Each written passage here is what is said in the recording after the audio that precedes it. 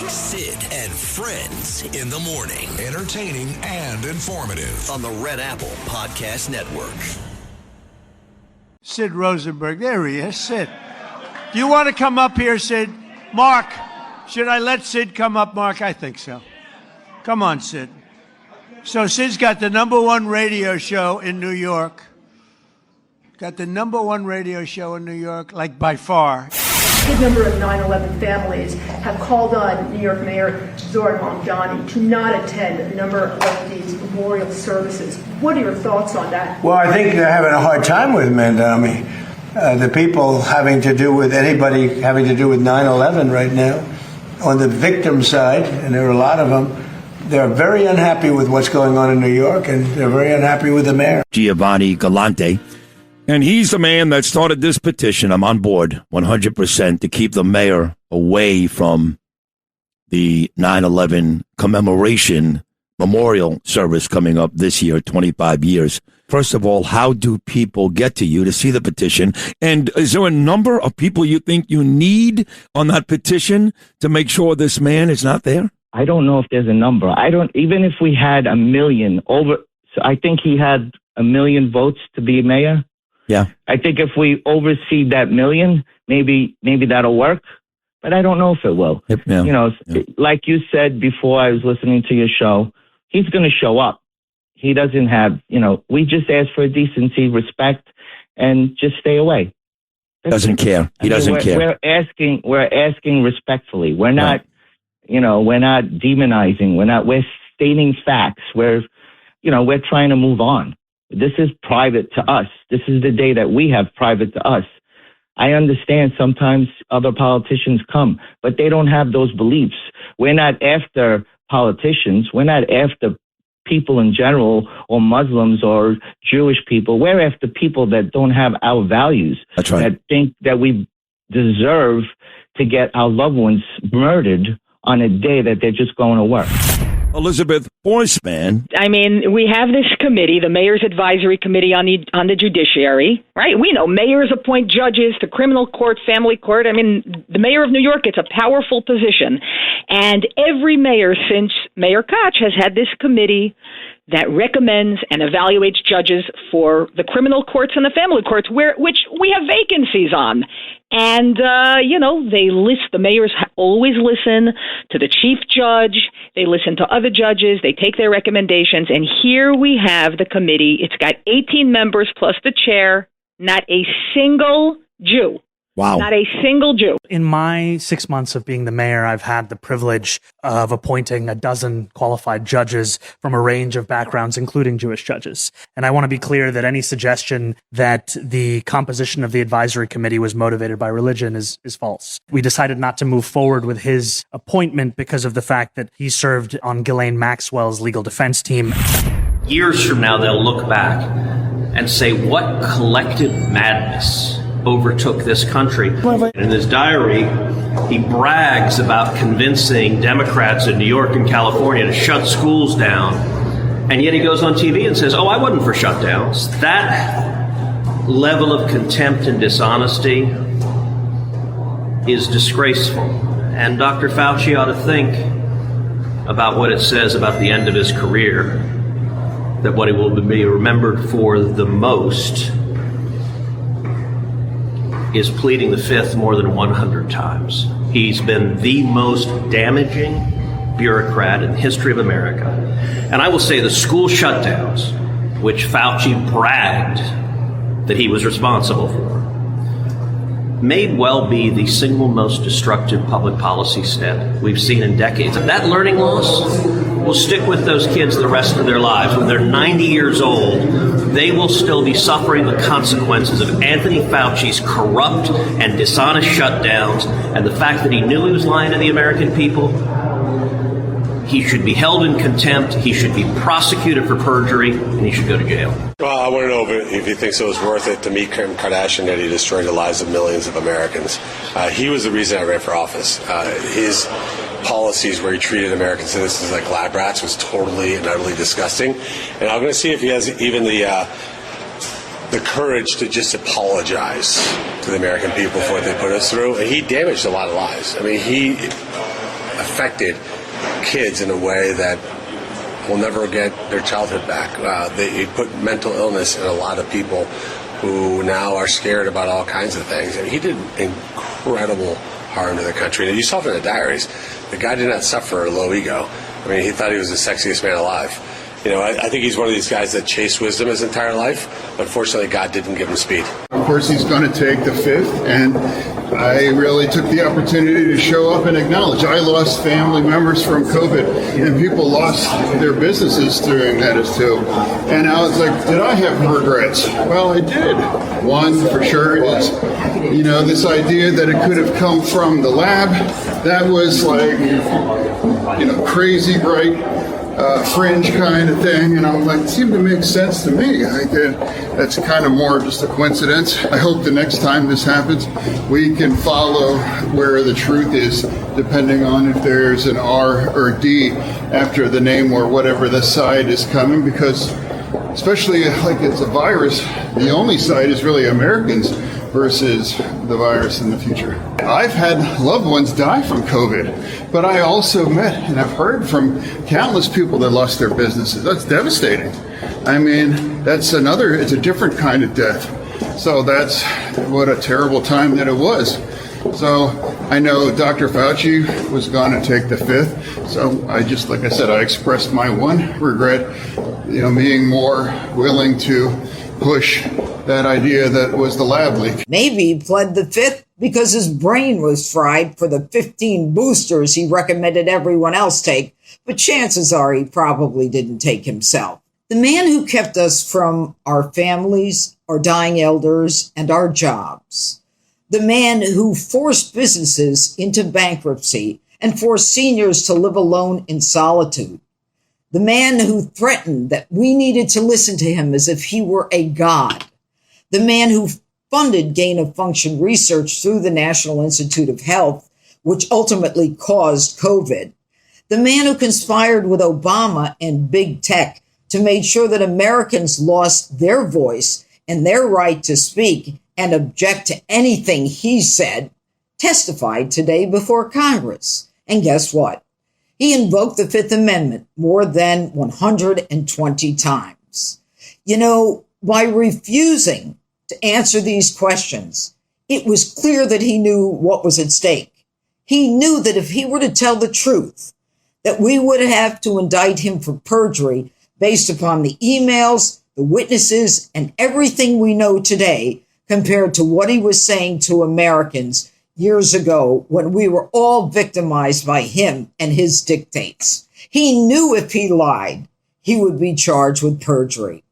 And so he pled the fifth. The man who spent years funding experiments that cut Beagle's vocal cords so they couldn't scream while experiments were done on them is the one who today has gone completely silent. Fauci pleading the fifth today is pure irony. Now this man, Anthony Fauci, is no better than the dogs he victimized. No bark and no bite. May he live in infamy as the man who did everything he could to destroy this country. I disagreed with him on a lot. I would have had to close down the whole country if I listened to him. I went the Federalist way, which is basically to let the governors decide. Fauci wanted to have nobody wearing masks, if you remember, and then everybody had to wear 5 masks, as many masks as you could get. I mean, he made a lot of mistakes, and he wasn't a big factor for me. He was a very big factor for Biden. You remember, even though we were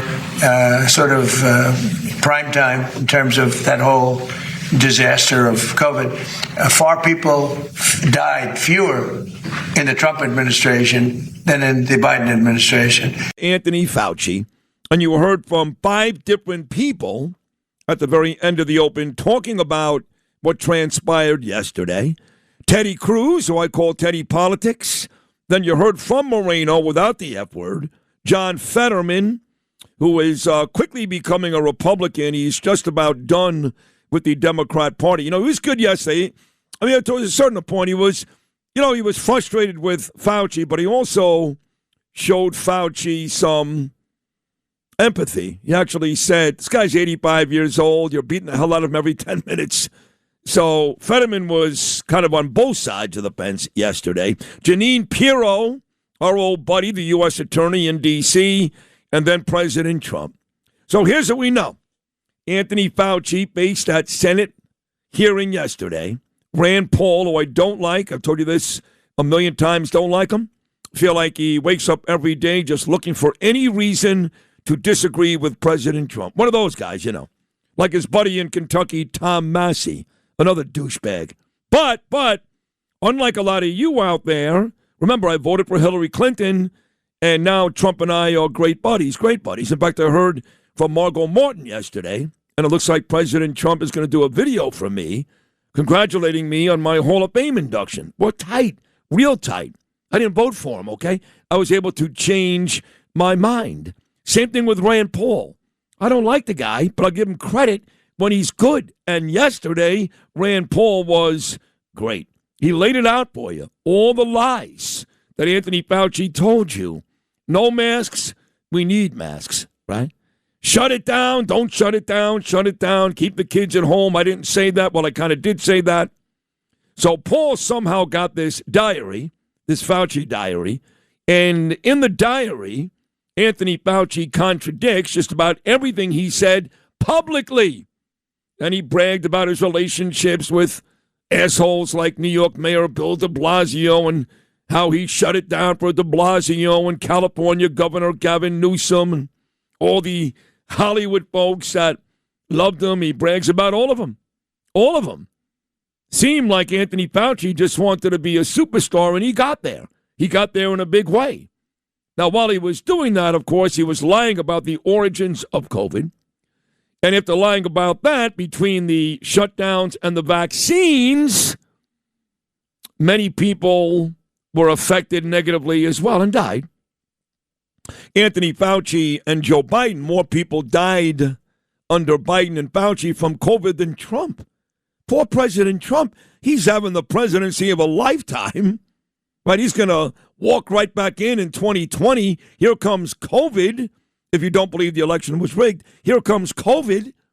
And he gets smacked across the face.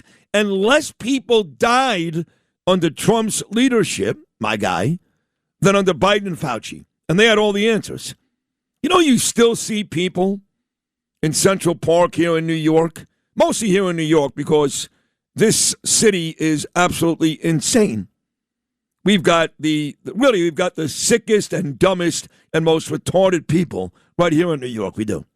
You know, they still walk around on an 85-degree day with that beautiful vitamin D sunshine wearing masks. And one of the things that I did during COVID was never wear a mask. It pissed off Danielle. It pissed off the employers here. I remember they kept sending out emails, you got to wear a mask. I wouldn't do it. And my thought was, especially during the summer, that vitamin D basically cures everything, and the mask cured nothing, because the truth is, unless you taped it to the sides of your mouth, if there was a little bit of an opening, it didn't protect you. People were wearing 2 masks, 3 masks, visors. I don't want to call them stupid. They were scared, but they were stupid. And I got to the point where I just didn't wear it. I never did. So one day, this is a true story. Norma Lou, you know this. I'm living 915 West End Avenue. Nice building. Colbert Perez, my doorman. I love him. 104th. Actually, it was between 104th and 105th on West End Avenue. And my wife is there, Danielle, my beautiful wife, my kids, Ava and Gabe, living in the building. And I come down one morning, and I see in the lobby 3 different posters of me. You can't make this up. I'm living in the building, spending more rent than anybody else. They were still charging me over $8,000 a month in that apartment during COVID. There's 3 posters of me, and the sign read, if you see this man without a mask, call 911. I go to my doorman, I go, bro, my kids are in this building. You can't have the residents who I live with and see every day threaten to arrest me. He's like, Sid, I can't stop them. That's how crazy these people were, and that's how much they hated my guts. That's why I moved. Well, that's one of the reasons why. I just wouldn't wear a mask. I knew it didn't help. See, I didn't care what Dr. Fauci said. I didn't care what a lot of the doctors said. I didn't even care what my bosses said. I had my own set of rules. Now, the one thing I do regret, because I lived in Manhattan and because when it came to restaurants, I like to go out to eat every once in a while. So did my family. Or ball games, big Met game, big Yankee game. You couldn't go to any of these events unless you got vaccinated. So you couldn't even travel. And we wanted to go to Florida, I forget what year it was, on vacation. You couldn't go to the airport. You couldn't get on a plane. You couldn't live. They made you get these vaccines. I know people who didn't do it, and they feel like they're the real warriors. Good for them. Good for them. At least I enjoyed partially some of my life during COVID. A lot of you guys had nothing because I got the booster. I did. So did my kids. My son's blood pressure shot up to a very, very high number. It was very, very scary. But we did it. Thank God everybody survived. We don't think anybody has any ill effects today. But I was able to go to Florida. I was able to go to the Met game. I was able to go to a restaurant. And I walked around with a card like they did in Nazi Germany. And that was because Anthony Fauci and Bill de Blasio and Governor Andrew Cuomo, also guilty in all of this, very guilty, decided that they love the power. You remember Cuomo? When he first started, how great he was? You had me and Bernard, my late great partner, God rest his soul. We went on the air more than once, and we said, oh, my God, this guy Cuomo, he's presidential. We had about a 10-day period where me and Bernard fell in love with Cuomo like everybody else. The difference is, 10 days later, 10 days, not months, we figured it out. The rest of you morons, you stuck with him. And after 10 days, we started to eviscerate Andrew Cuomo, started showing his true colors. Everything President Trump tried to do, Andrew Cuomo wanted no part of, right? Bringing the ship here to New York and the job, all the things that the federal government and other folks wanted to do, but Cuomo loved it. He was on TV every day with his short-sleeve shirt and his tan. His inbox was full of ladies out there, single and married, telling how great he was. He was going to be the next president of the United States. And then we all figured it out. It was terrible what he did. He destroyed this state, and people died under his leadership. He can explain it away all he wants. People died in big numbers. Ask Janice Dean under his leadership. It was a mess. It was a one big mess. And Anthony Fauci was right at the center of all of it. He was the guy. Everybody listened to Fauci. The education people, they should also be in prison. Randy Weingarten, what a horrible lady. Horrible lady. Michael Mulgrew. All these people should go to prison. See, that's the issue with yesterday. I know Rand Paul is going to try to hold Fauci in contempt next week, but nothing's going to happen. Truth is, Anthony Fauci should go to prison, but he's not going to. He's 85 years old. He got his ass kicked yesterday, even though he took the fifth 111 times, and it's going to go away. That's it. We're not going to forget. And he's going to die, and he's going to die an infamous broken man, not the superstar he was 5 years ago, but he's not going to jail.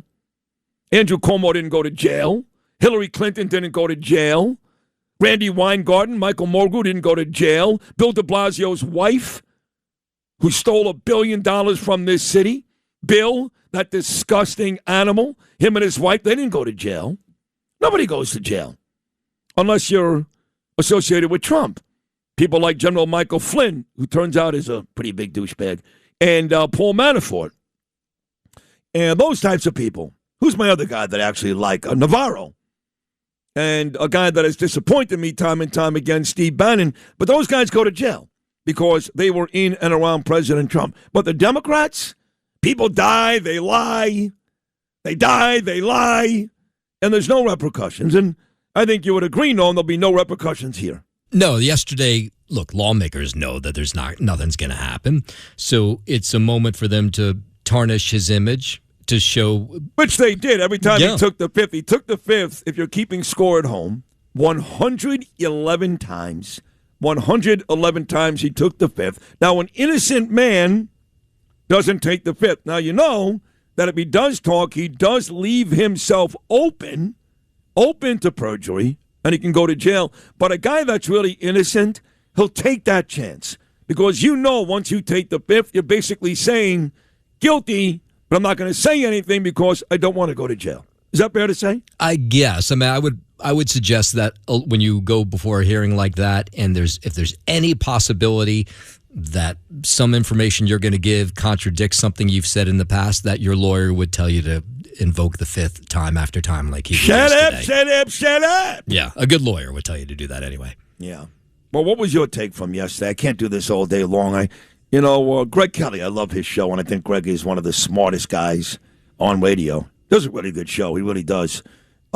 He spent a lot of time on this yesterday, and we did too. We actually had Miranda Devine on live during the hearing.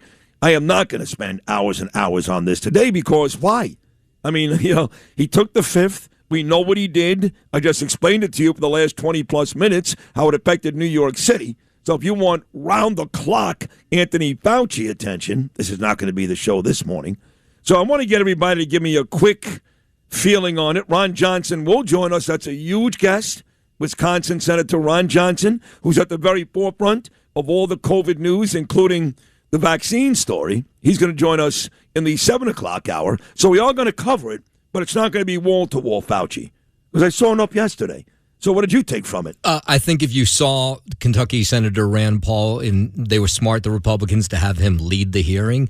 He was the one who has the most information. He lays it out. He was great. He was great. And the difference is, Rand Paul, to your point, you're right. He's got all the information. He laid it out. He made it very, very clear that Fauci lied, that he knew from day one that it was created in a lab. It wasn't about the virus jumping from an animal to a human being. He laid it all out. All of it, made it very, very clear that Fauci lied time and time again. He had the info. Ron Johnson, who will join me this morning, he's more emotional. So you get the Rand Paul, who's very detailed, right? And then you get the emotion with Ron Johnson. And then other guys that chimed in, like I said, Bernie Moreno, who used the F word, and others that were also very emotional. But you're right, Noam, Rand Paul, who, like I say, most of the time I've got not nice things to say about Rand. Yesterday, he was terrific. Yeah, and I think after that, you could have turned it off because you didn't learn anything new after that. No, but you wanted to see everybody beat his ass. I guess. It got boring after a while. That's what I thought, too. I thought it got boring, too. All these things become boring for me. I don't know. But I get bored very, very easily. That's why this is a great show, because you're never going to hear me spend 1 to 2 hours on one topic, ever. We jump around all over the place, and that's part of my ADHD, but that makes for great radio. I was bored, too. In fact, I didn't even see some of the people we played today. You didn't miss anything. No? No, I mean, Rand Paul did the best job, and that's what why about he was the people first. that defended him? What kind of sick bastards, like Peters out of Michigan? Well, that was their job, right? Why is that the their Democrats. job? Well, wait a second. You're going to tell me that did COVID only kill Democrats? Did COVID only kill Republicans? How could COVID possibly be a partisan issue? How? Well, it is. But how? It became one. It still is. Well, everything becomes a partisan issue. I understand that. But, I mean, if these Democrats, they don't understand how stupid they sound. I mean, we've got detailed information, detailed on how this guy lied about everything, contradicted everything he said publicly in his own diary, and they're still going to stand by this guy? Well, they did, one by one. No, I know. It shows you how disgusting that party is. Seriously. Or stupid. They're not stupid. No, they're not stupid. They're evil. It's worse. Okay. They're not stupid. Combination. Yeah. No, they know exactly what's going on. They just... A lot of it could be, Trump's for it. Well, that's it. No, that's it. But that is... You just nailed it. That's not stupid. That's evil. They know better. Yeah, but you just nailed it. Trump. Everything Trump says or feels, they need to find a way to go the other way. Even at times like this. But what are we talking about here? This is not about Trump. People died in big numbers. We shut down economies. Businesses died. People killed themselves. Little kids are morons. They really are. Compare our kids to other kids around the world. This is not a joke. This is not about Trump. It's not about Republicans versus Democrats. It's right versus wrong. That's it. Right versus wrong. And Anthony Fauci and the Democrats were wrong. Even Patricia Heaton, who was on that TV show, Everybody Loves Raymond. No, I'm sorry. She actually talked about 9/11, not this. There were a couple of Democrat performers, though, who have come to our side of the aisle. When I say our side, not Republicans, but sane people who know that Anthony Fauci is a terrible man. Terrible man. What do you think about him, though? Yeah, I mean, I think he contradicts a lot of what he of. You don't want to go as far as saying he's a terrible man? No, I don't think he's a terrible man. But you don't think he's wait. Yeah, wait. He knew what he was doing was going to damage. I don't know that he did. I don't know that he did. Well, they said in the diary. Do you want to let me finish what I'm going to say? Not really. You've already annoyed the hell out of me. All right, so then I won't finish. God. Fine, finish. Go ahead. Let me hear the rest of this. We were living through a crazy time, and he had to navigate that, and there was definitely portions of that he did not do well. Portions?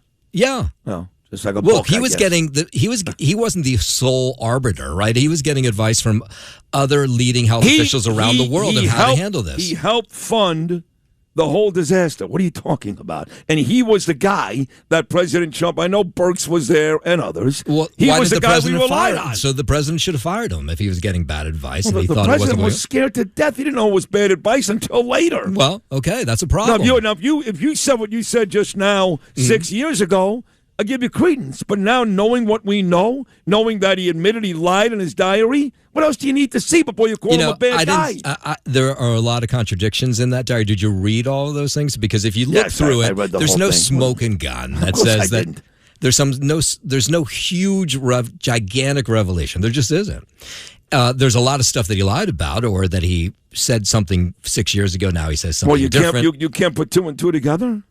You need to have everything written down. You need to have Anthony Fauci actually say in the diary, I lied, to figure out he lied? We were living through something that we had never lived through before, and he was trying to navigate that. No, he wasn't trying to do anything. He made some mistakes along the way. He was trying to cover his ass. He lied.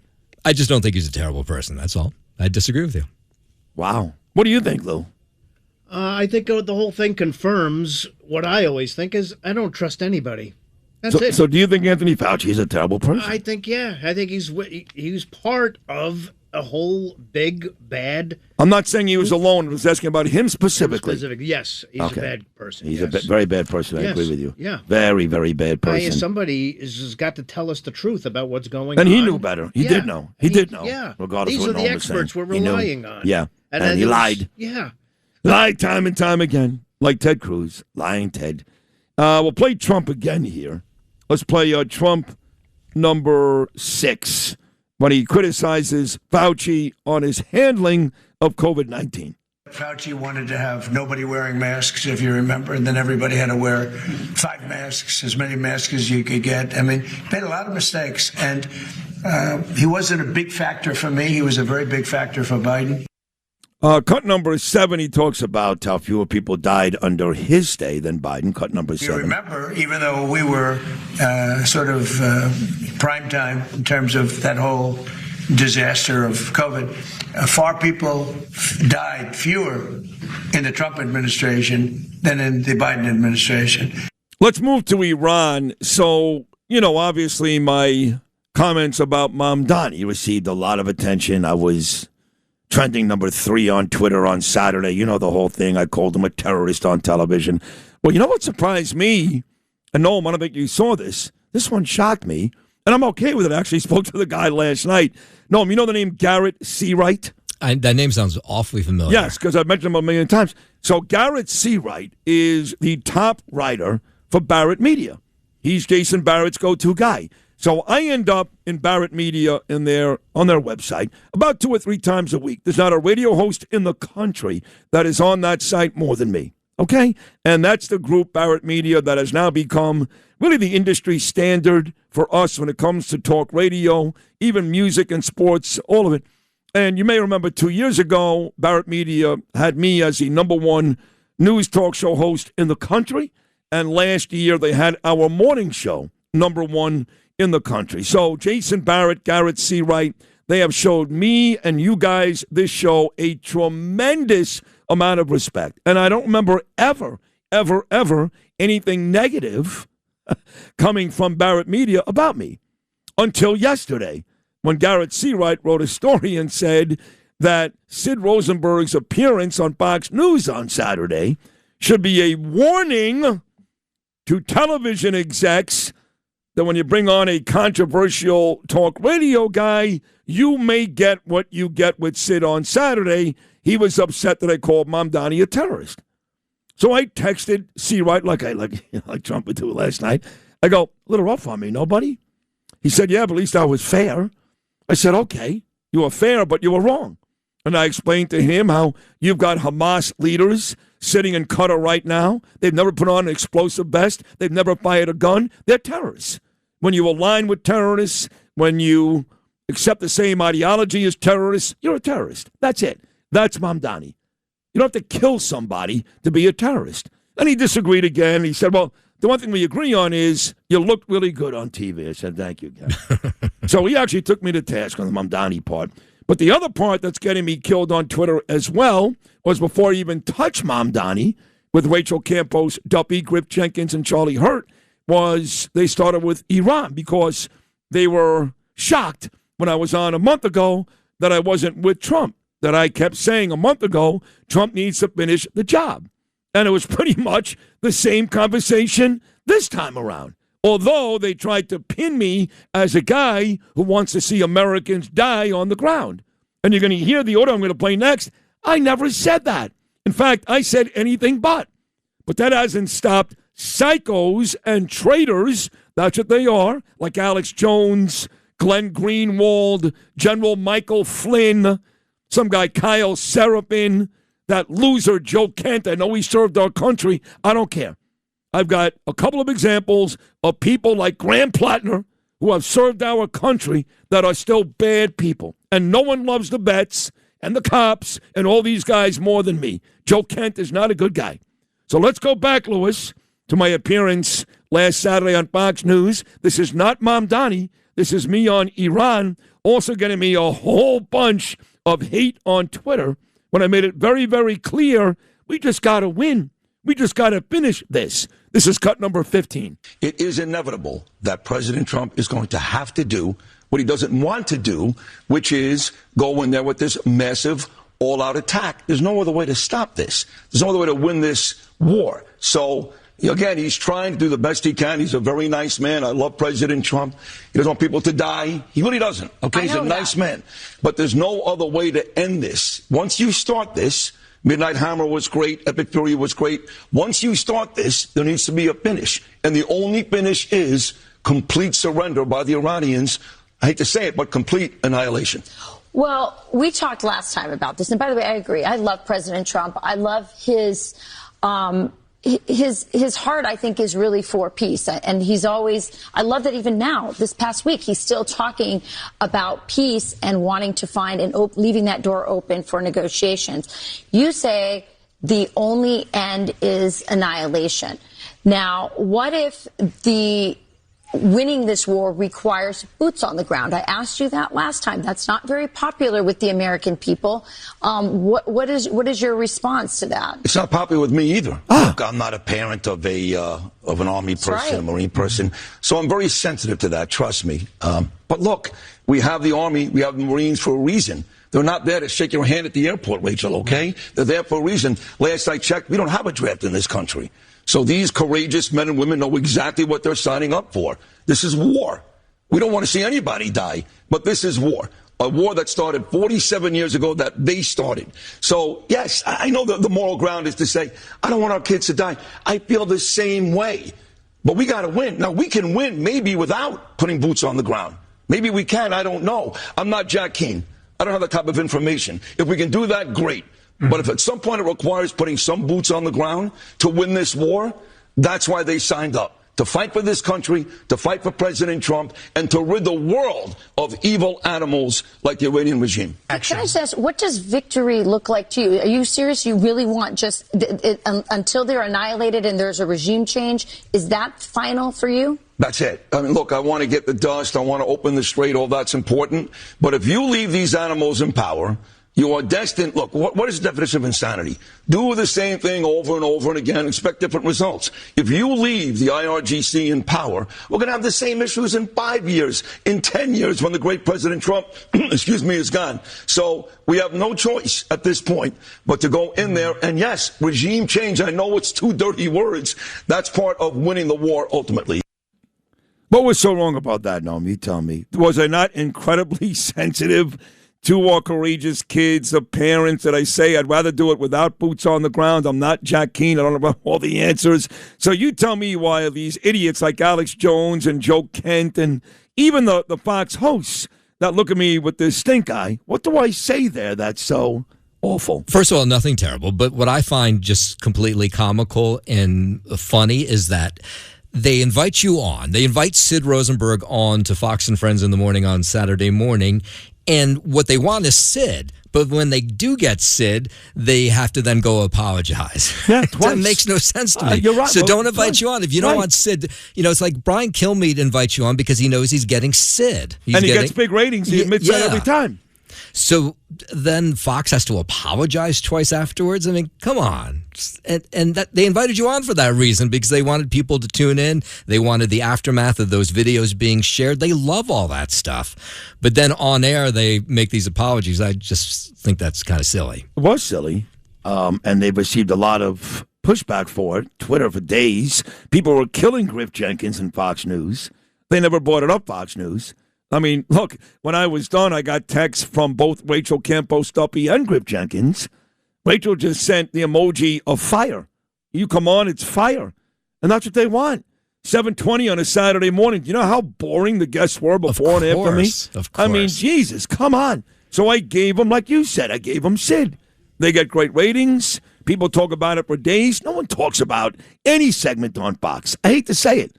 Trump goes on Hannity. Okay, you get a little bit the next morning. That's about it. And he's a big-time show. Jesse Waters, no one talks about it. They've been talking about my appearance for days. They're writing columns about it 5 days later. If you're Fox, what else do you want? And yet there are still people telling me they'd be surprised if Fox ever brought me back again. I mean, I'm controversial. I got great opinions. I'm the best-looking guy on that network. When I come on, what else do you want, Noam? You tell me. Yeah. Again, if you're inviting Sid on to your show, no matter where it is, you're going to get Sid. You're not going to hold back. And so they should come to expect that. And just the fact that they apologized twice. Twice, I know. Twice. You think they'll bring me back? Well, no, maybe not, because that apology didn't come from the show, from Fox and Friends. It came from somebody much higher. Somebody was that's watching. my thought. Of I mean, no course. one has admitted that yet, Griff Jenkins. Well, no, he can't decide to make that apology. Right. That's not his call. You're That's right. not even the producer or the director of the show's call. That's right. somebody on a higher floor who is saying, watching the show early on Saturday morning and saying, oh, no, we need to make up for this. And so they forced Griff to do that apology not once, but twice. Yeah, and I like Griff, and I know he was uncomfortable doing it. He may not admit that, but I did already. It's been in print for a couple of days. He may be mad at me. I don't know. But listen, I just call it the way I see it. And the way I talked about Iran there was anything but heartless. Anything but. We do need to get the dust. We need to make sure the strait is opened, and we need to wipe out the IRGC. What is so crazy about that? And if we can do it without boots on the ground, as I said right there, you heard it, let's do it. I don't want to see one American killed. 18 have died already. But if we can't, then you got to win. What is so crazy about that? What? What else is going on, Noam? Well, locally, unfortunately, you have this incredibly tragic story out of Passaic, New Jersey overnight. So just mentioning Passaic, New Jersey is tragic. Yeah. So 3 kids, I think all 10 years old, go into the Passaic River. This was about 6:30 last night. Yeah. And the current, because of all the rain, it's already strong anyway in the Passaic, but because of all the rain we've had recently, even stronger. The minute they get in, they can't swim. To get out of it, one boy goes under right away. They found his body about 10 o'clock last night. And that 10-year-old, his sister, he pushed his sister to shore, basically saved his life as he died. So she made it to shore. And now there's a third person, a little girl, I think right around the same age, 10 years old. They're back in the Passaic River this morning looking for that 10-year-old girl. So just a horrible night all around in Passaic. That is terrible. Yeah. Well, hopefully they find her, and I doubt she's going to be okay at this point, but No, likely that's not going to have a good ending. I don't know if you saw this yesterday. Mayor Mamdani on the defensive as he was responding to reporters' questions about the criticism over not appointing any Jews to his 18-member committee that will recommend lawyers for New York City judgeships. I got bad news for you. It's actually 19 because you've got the chair. It's 18 plus 1. That is true. Now that you brought it up, let me play this. Mm-hmm. This was Elizabeth Forspan on this show 2 days ago. She came on. I had a 3-way phone conversation with Arthur Aidala started. Aidala said, you got to talk to this girl, Liz. I said, about what? He said, well, there's no Jews on the committee. I said, really? So he had a 3-way phone conversation, me, Aidala, and Forspan 3 days ago. And 2 days ago, Forspan made her appearance on this show. We were first. Since then, she's done New York One, other shows, but we were first. And she talked about what you're going to tell us in a moment, Noam, which is 19 people on this Judiciary Committee in the city, not one Jew. Leventhal, he got whacked, and Noam's going to play Mamdani's answer why. But here's Forspan on the problem, Lewis, cut number 10. Elizabeth Forspan. I mean, we have this committee, the Mayor's Advisory Committee on the Judiciary, right? We know mayors appoint judges to criminal court, family court. I mean, the mayor of New York, it's a powerful position. And every mayor since Mayor Koch has had this committee that recommends and evaluates judges for the criminal courts and the family courts, which we have vacancies on. And, the mayors always listen to the chief judge. They listen to other judges. They take their recommendations. And here we have the committee. It's got 18 members plus the chair, not a single Jew. Wow. Not a single Jew. Not one. So you're about to tell us what the mayor had to say yesterday. Well, here's what the mayor said. In my 6 months of being the mayor, I've had the privilege of appointing a dozen qualified judges from a range of backgrounds, including Jewish judges. And I want to be clear that any suggestion that the composition of the advisory committee was motivated by religion well, is hold on. false. Let me stop it right there for a second. He said, including Jewish judges, and he hasn't picked any. What do you mean? It's not about the ethnicity or religion or... He just said all these great qualified people, including Jews, and he hasn't picked one Jew out of 19. And to play into the stereotype just a little bit, this is why sometimes stereotypes come from real life situations. There's about 140,000 lawyers in New York City, and it's believed anywhere from a third to a half of them are Jewish. Yeah, the Jews and the Italians are the best lawyers. I'm sorry if you're Irish out there, you're a lawyer, I'm sure you're terrific, but the Jews and the Italians are the best lawyers. That's it. Whether it's Alan Dershowitz, Jew, Joe Tacopina, Italian, Arthur Aidala, Italian, Danielle Rosenberg, Jew. Jews and Italians are the best lawyers. And the best cooks. So you'd have to almost go out of your way to form an 18-member committee without somebody who's Jewish. Right. So the mayor's a lying, thieving anti-Semite. And, this 9/11 thing was big again. I played this in the open. And now you got Patricia Heaton from Everybody Loves Raymond on the cover of today's New York Post saying, Mr. Mayor, nobody wants you there. Nobody. See, the problem is, and I made this point yesterday, a lot of the 9/11 families, they don't even like the day. In other words, they don't like when people talk about the day. I had a big fight with Adam Schefter, ESPN TV star years and years ago. He married a widow of 9/11. Her husband was killed at the World Trade Center. And he helped raise her daughter. Now they've got their own children. And he yelled at me one time. The season started on 9/11. This is years ago. I was still down in Florida. And I said, hey, Adam, and he was on every week. We were very, very close. I said, any significance that the season starts this Sunday on 9/11? And he actually said, Sid, I wish you guys in the media would stop.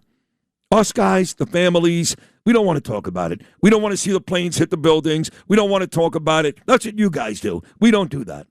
Mind you, I've spoken to many 9/11 families since, and Adam Schefter is not representative of the majority. They want us to never forget, like Frank Siller says. And if you stop talking about it, Adam, you moron, you forget about it. So I understand that you're butthurt and you married a girl who went through it. You didn't. But the truth is, you got to talk about it, or you forget. And people don't forget, and they don't want this mayor down there. And I have been all over this. I think I've been at the very forefront of this. And I had the guy on who started the petition a couple of days ago. Very, very brave soul, Giovanni Galante. So President Trump actually talked about this yesterday, about how 9/11 families don't want this jihad, radical jihad mayor down at that sacred soil. This, Lewis, is President Trump, cut number 8. A good number of 9/11 families have called on New York Mayor Zohran Mamdani to not attend a number of these memorial services. What are your thoughts on that? Well, I think they're having a hard time with Mamdani. The people having to do with anybody having to do with 9/11 right now, on the victim side, and there are a lot of them, they're very unhappy with what's going on in New York, and they're very unhappy with the mayor.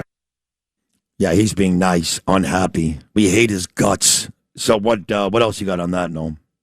I think you have it all. What is that petition up to? When he was on with me, it went from 15,000 to 42,000. Yeah, it'll take me a second to find it, but... what other stories you have? Because it's been a 52-minute segment to open the show. I think you've covered most of the big ones. I mean, you had Bruce Blakeman yesterday at Penn Station talking to voters, and he said that basically he wants Democrats in New York City, and he said he's going to spend a lot of time here, who are upset with Mamdani, to know that if you vote for him as governor, he will make sure that Mamdani's kept in check. Yes, he made it very clear as a guest on this show yesterday, before his Penn Station appearance, which you just talked about, that he's running against both. He's running against the incumbent governor, Kathy Hochul, and the mayor, Mamdani, because he's a guy that can remove Mamdani, which he probably wouldn't do. But at the very least, he would hold Mamdani in check. I will say this. I realize that to win this election, and I've taken it upon myself to help Bruce, because I've got that type of influence in this city. Being honest, I'm not trying to come off as a dick. I'm being honest. And I've been told that, the black vote, the Latino vote, we need to do a good job with that. When I say we, I'm talking about Bruce Blakeman. So I took it upon myself, we're going to love this, Noam, to call Ruben Diaz yesterday. I have never met Ruben Diaz. I have never spoken to Ruben Diaz. And when I got the number and made the call, I was sitting in an Uber thinking to myself, this guy may have no idea who I am, or he may really not like me. I ran both of those things through my head and took that chance, Noam. And I got to tell you, I call him. He picks up the phone. I say, hey, it's Sid Rosenberg. He stops. I don't know who was with him. But he literally screams, oh, my God, who's on the phone? Sid Rosenberg. He was so happy to talk to me. I was really very, very humbled. And before we even talked about Blakeman or Mamdani or the vote, he said, Sid, I'm with you on Israel. I want to do something with Israel. I want to do a march. Or at the very least, I want you to come to the Bronx and do a press conference. I want to stand beside you and show our solidarity for Israel. I'm like, wow. I go, Ruben, I just called you to put something together for Bruce. We want the Hispanic vote. And at the end of the conversation, we talked about that. We're going to do something very, very big, very big. But he started off, he was so happy to talk to me, and he wants to do something with me on Israel. That was really cool. So I love Ruben Diaz, just so you know, Noam. I know you don't like him, but... No, Ruben's great. You sure? He's a great interview. He actually, he does think Anthony Fauci is a terrible person. He probably does. Yeah. So you still like him? He does do a great interview. And when Trump did that thing in the Bronx, in the park, when he was campaigning, and because he had to go to court every day for that loser Alvin Bragg, Ruben Diaz played a major role in that, right? He did, yeah. So, all right, I think we're done, right? Unless you care what happened in Iran overnight. I do. I've got about 2 minutes. Okay, 55 minutes. U.S. military launches this heavy wave of strikes against Iran. That was in retaliation for Iran's attempted attack on that U.S. base in Jordan that happened Tuesday night. And so there was loud explosions, mostly in the southern part of Iran. Iran is accusing the U.S. of hitting a residential apartment building overnight. We don't know if that's true. And then this morning, there's vows of retribution from Iran's Revolutionary Guard. They say the Strait of Hormuz will remain closed and that they called the aggressor, meaning the U.S., will be punished at some point today. But the president, yesterday he promised there was going to be retribution for what happened in Jordan, and he followed through on it overnight. Just kill him. Last thing, Pat Russo checks in, the amazing cop, the whole boxing thing. I love Pat Russo. And he just sent me the petition, 9/11. It is up to 49,000. So it's gone up 34,000 since he made an appearance on this show the last 2 days. All right, we've got a big guest list coming up. Sid and Friends in the morning on the Red Apple Podcast Network. My daughter, who did a great job in Cardiff, actually, in the United Kingdom, completing her 3 years of college studies. See, in Europe, first of all, it's cheaper than the American universities. Second of all, it's nicer, okay, even though my daughter was doxxed and made miserable. But you get to take on your actual profession in your studies. So you don't got to do 4 years of silly classes and 4 years of law school. Ava completed her law studies during her 3 years in Wales. But she does come home about 35 credits shy before she can take the bar. So it does require another bit of schooling. And she applied to some of the best law schools in the country for these final credits. And she got in to University of Pennsylvania, which is huge nachas for Danielle and I. Huge nachas. What a great job by Ava. And today she goes. She'll be there till May. She'll take the bar next July.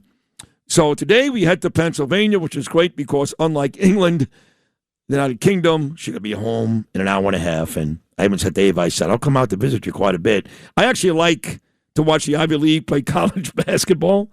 So I'd like to watch Penn play Harvard or Penn play Yale. And the university is only a couple of minutes away from the home of the Philadelphia 76ers. And I would like to go see the Knicks take on LeBron James and the Sixers in Philly. But you can always get a ticket, even with this team. They got a great team. They got Jaylen Brown. They got James. They got Embiid. They got Maxey. So I said to Ava, I said, I'll come out there quite a bit. You'll come home quite a bit. So it's not as bad today, Noam, as those Sundays that you and Lou remember. I would drop her at the airport with Danielle Sunday night, right after the football games, and I'd be crying for like 3 hours. Here, she could be home in like 90 minutes. You know Philadelphia very well, Noam. Yeah, I have a kid that went to Temple, so right there. Yeah, isn't Temple right there? Yeah, Temple's North Philly, but not West Philly, where she's going to school. It's become this great neighborhood. You'll like walking around. It's awesome, right? Yeah, she's got a really cool apartment, and they're going to be fun. She can't be that far from Temple or Villanova. No, as well, it's right? like maybe 15 minutes subway ride or something like that. Right. So we go today, and that's why I'm not going to be here tomorrow, and I'll be back Monday. Oh, we'll take a break. When we get back, we start our first guest. We start our guest list, I should say, with our first guest on this Thursday morning. Comes highly recommended. His name is Gerard Marone. Again, I think he was with President Trump yesterday. Big-time attorney and very upset with the way Mamdani talks about and treats the Italian community here in New York. We'll come back. Sid and Friends in the morning on the Red Apple Podcast Network. The ridiculous enclave map that the mayor put out a couple of weeks ago. But it turns out that Gerard, making his debut on this program, was actually at the Lindsey Graham funeral a couple of days ago and was there with President Trump. I don't know the relationship between Gerard and President Trump, so I'm curious to hear this. Gerard, good morning, buddy. How are you? I'm doing very well, Sid. Nice to talk to you. We have a lot of nice friends in common. Thank you for having me. Yeah, we do. I love our friends we have in common. I love them a lot. And, you know, I didn't know that you were at this Lindsey Graham funeral. I think one of them may have said to me that you know the president or you're friendly. So what is that relationship between you and President Trump? I'm an admirer of President Trump. He's, of course, a Queens native like I am. I grew up in Ridgewood, Queens.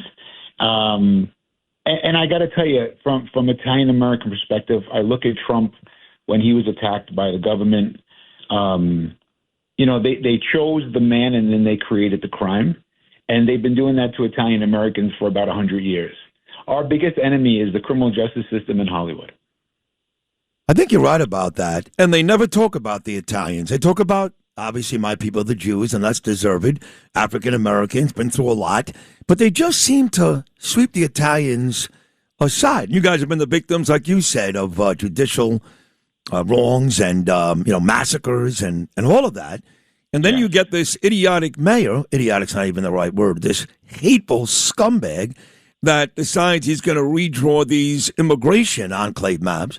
And he leaves off not one, but two little Italies. I think people forget we have two of them. We've got one in Lower Manhattan, right down by Mulberry and Mott, and we got another one on Arthur Avenue in the Bronx. And this lowlife hater left them both off. I know, Mr. Marone, that pissed you off, yes? It pissed me off, and it pissed off a lot of people. Let me give you a little context. So we brought, about 4 years ago, myself and a few colleagues brought back the original Italian-American Civil Rights League, the original Joe Colombo organization from the 1970s. Oh, wait a second. So I didn't even know this. So the IACRL, you're heavily involved with this? I'm the vice president. Oh, God bless you. I'm the vice president. God bless you. Go ahead. Yes. So a couple of years back, I was looking for a vehicle for basically to protect Italians because I saw so much injustice. As a criminal defense attorney, I see it daily. I was doing a sentencing for one of my clients, and this is how it all started. And I said, I have to look for something. And that's when we brought it back. Doing a sentencing in Brooklyn Federal Court. And I'm telling the judge, my client's been gainfully employed from the moment he left high school for the last 20 years. The judge says to me, Mr. Maroney, I bet you there's a no-show job in there somewhere. Oh, my God. He actually said that in court?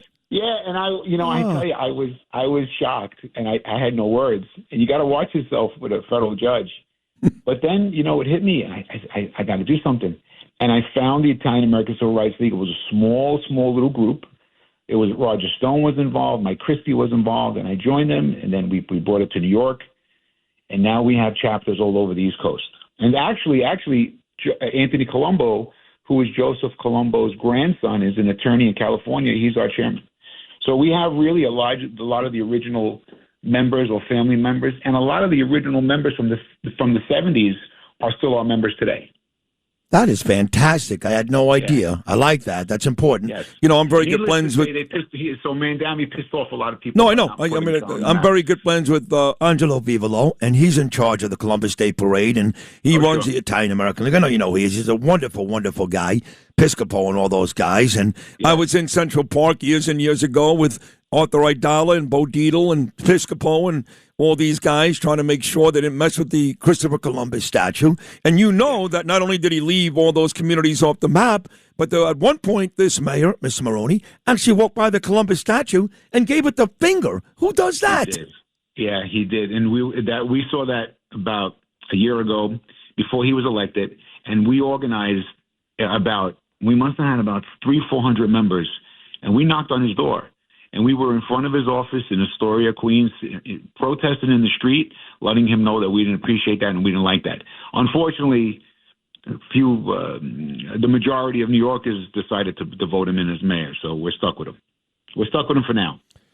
For now, right. There's a lot that can happen in 3 years. So hopefully something happens and maybe somebody pops up that is worthy of winning the next election. And this guy's going to be gone because, again, as you know, Gerard, it's not just the Italians. It's everybody. He left the Irish off that map. He left the Germans. He left the Greeks. No Astoria, Queens. He left off. This is what I was thinking when I saw the map. And I said, I grew up in Queens. Okay, I'm a New Yorker. A lot of these people that are not even that are on that map, they're not New Yorkers. They're not native New Yorkers, right? So if you grew up in New York, you know that the Greeks are from Astoria. You know that the Jews are from Forest Hills. You know the Puerto Ricans are from Bushwick. That's New York. That's the kind of leadership we need. And if we don't have leadership in the mayor's office that does not unite us, Sid, we're in big trouble. So if our leadership is not uniting us, we have a big problem. And that's really my message for Italian Americans to unite. And I always say, you mess with one of us, you mess with all of us.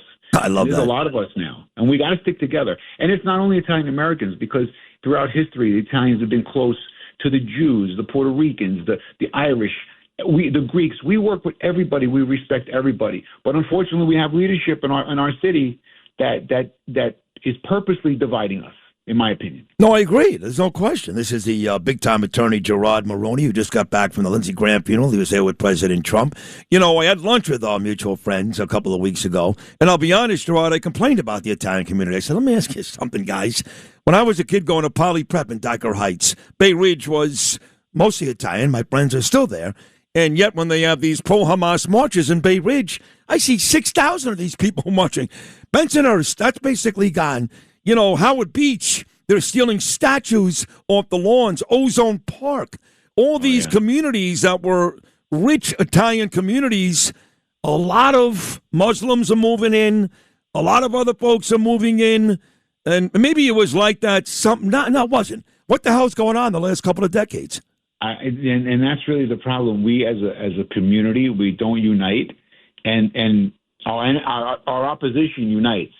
And that's the problem. And if we don't start getting together and sticking together, we're going to have a major problem. I mean, the mayor's office it hates Italians.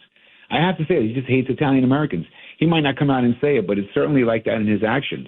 But not only Italians. He doesn't like the Jews. He doesn't like the Irish. He doesn't like the Greeks. It's clear. And we have to unite, and we have to do something about it. We got to get somebody better in there. We have to get somebody that's going to represent all New Yorkers. 100%. So tomorrow you've got a big event, I think, in Little Italy. And my dear friend who I spent the whole day campaigning with 2 days ago, Bruce Blakeman, will make an appearance. Gerard, tell me about that day tomorrow.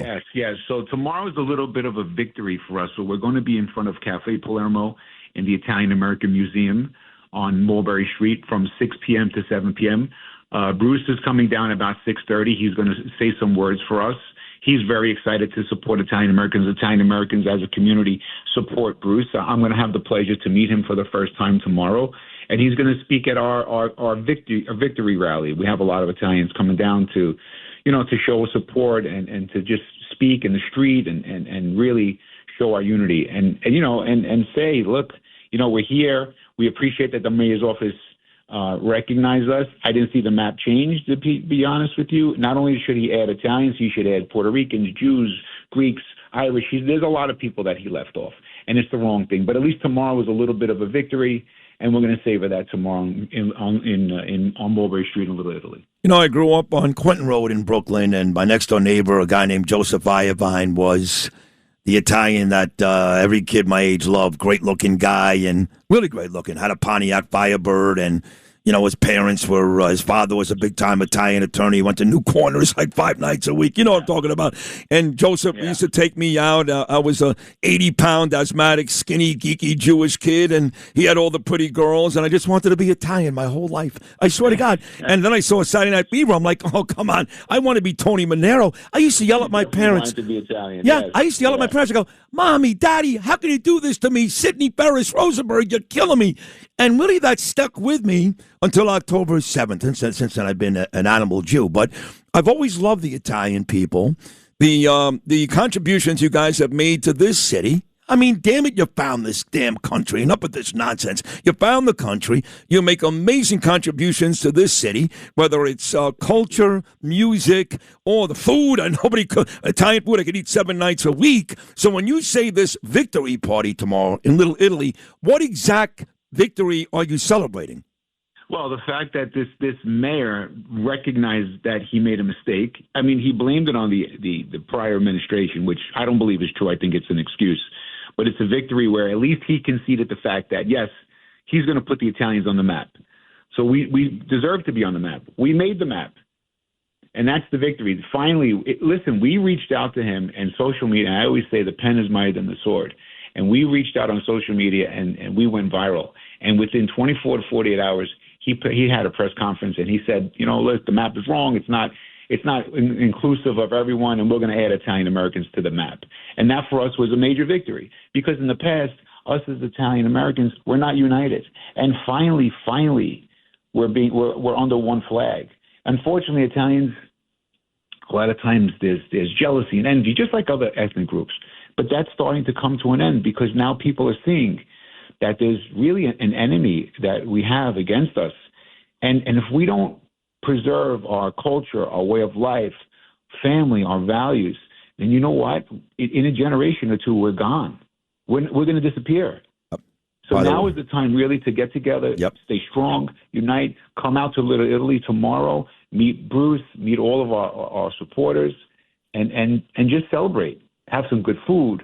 See Baby John at Cafe Palermo, go in front of the museum, and just remember, you got to remember, everyone that's in this country today, an ancestor, some courageous person came from the other side, came from Europe, right, with nothing in their pocket. And and that's what binds all of us, is that courage, that one of our ancestors came here, that entrepreneurial spirit, that fearless spirit. And that's who we are. Yep. That's the immigration. It's the hardworking immigrant, the person that came here with nothing but a dream and busted their butt and raised a family and did well. And that's what binds all of us. Everyone in this country, everyone in the city of New York has that common thread, has that common denominator. And we can't forget that. And we can't forget that person that came from Italy to give us a better life. Well, you just said it perfectly. His vile, wretched wife, one of my favorite songs ever is Mala Femina. His wife is exactly that evil woman. I got to tell you, Gerard, I loved having you on. I look forward to meeting you.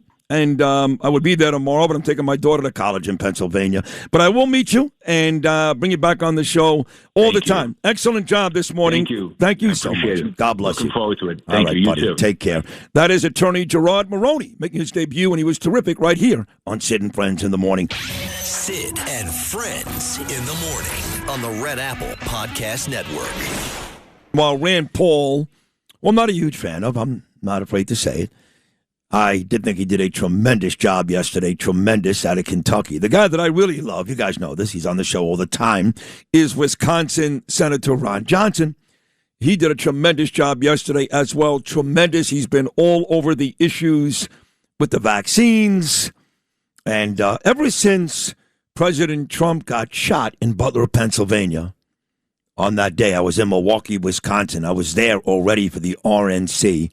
And I started the relationship with Ron Johnson, and I got to tell you, he's one of the best people we've got serving. So let me start with this, Ron Johnson. Heck of a job yesterday. Didn't get what we wanted, obviously, but heck of a job yesterday. Well, good morning, City. Well, you're making me blush.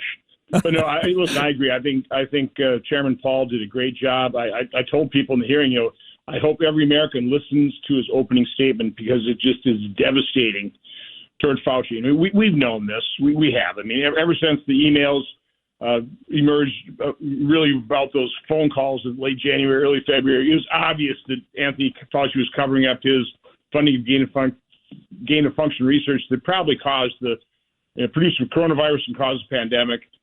So Rand laid that out great. I mean, I think Hawley devastated him, talking about the fact that Anthony Fauci used government employees, his devices, the government's property, to solicit awards over $1 million while millions of people were dying from his coronavirus and his gene therapy injections. So again, I know people want him to go to jail. He's 85 years old. That's probably not going to happen.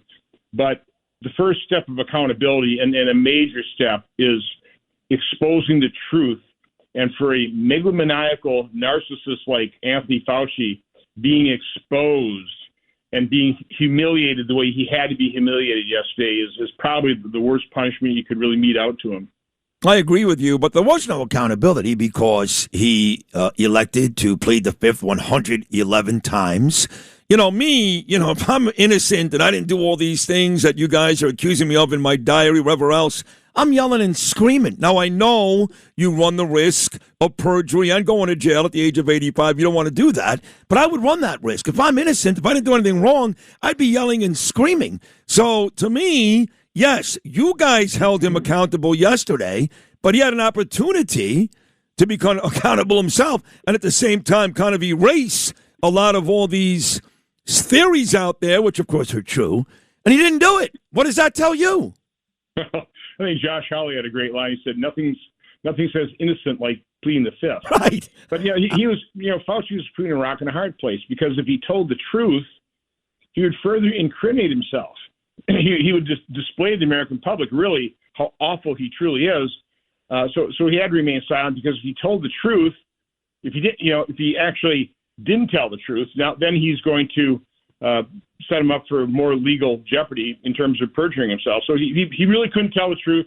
He really could not tell the truth. Right. So he did what his lawyers told him, which was plead the fifth. And again, I thought we did, all of us, because we organized our efforts. We each had our each lane. We had different types of questions, so we weren't asking the same thing over and over again, which happens sometimes in these hearings. So everybody picked up a different theme, whether it was the awards.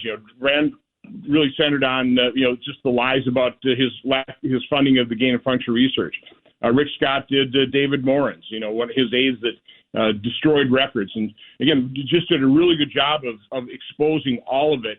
And there's no defense. So he just laid out all the evidence, and anybody with an unbiased eye would walk away going, this is a really bad person. You did a great job, too, with the chart. You had the chart there with all the different medications, even Tylenol. That was yours. And I love what you did, too. And you're right. You guys all presented different cases.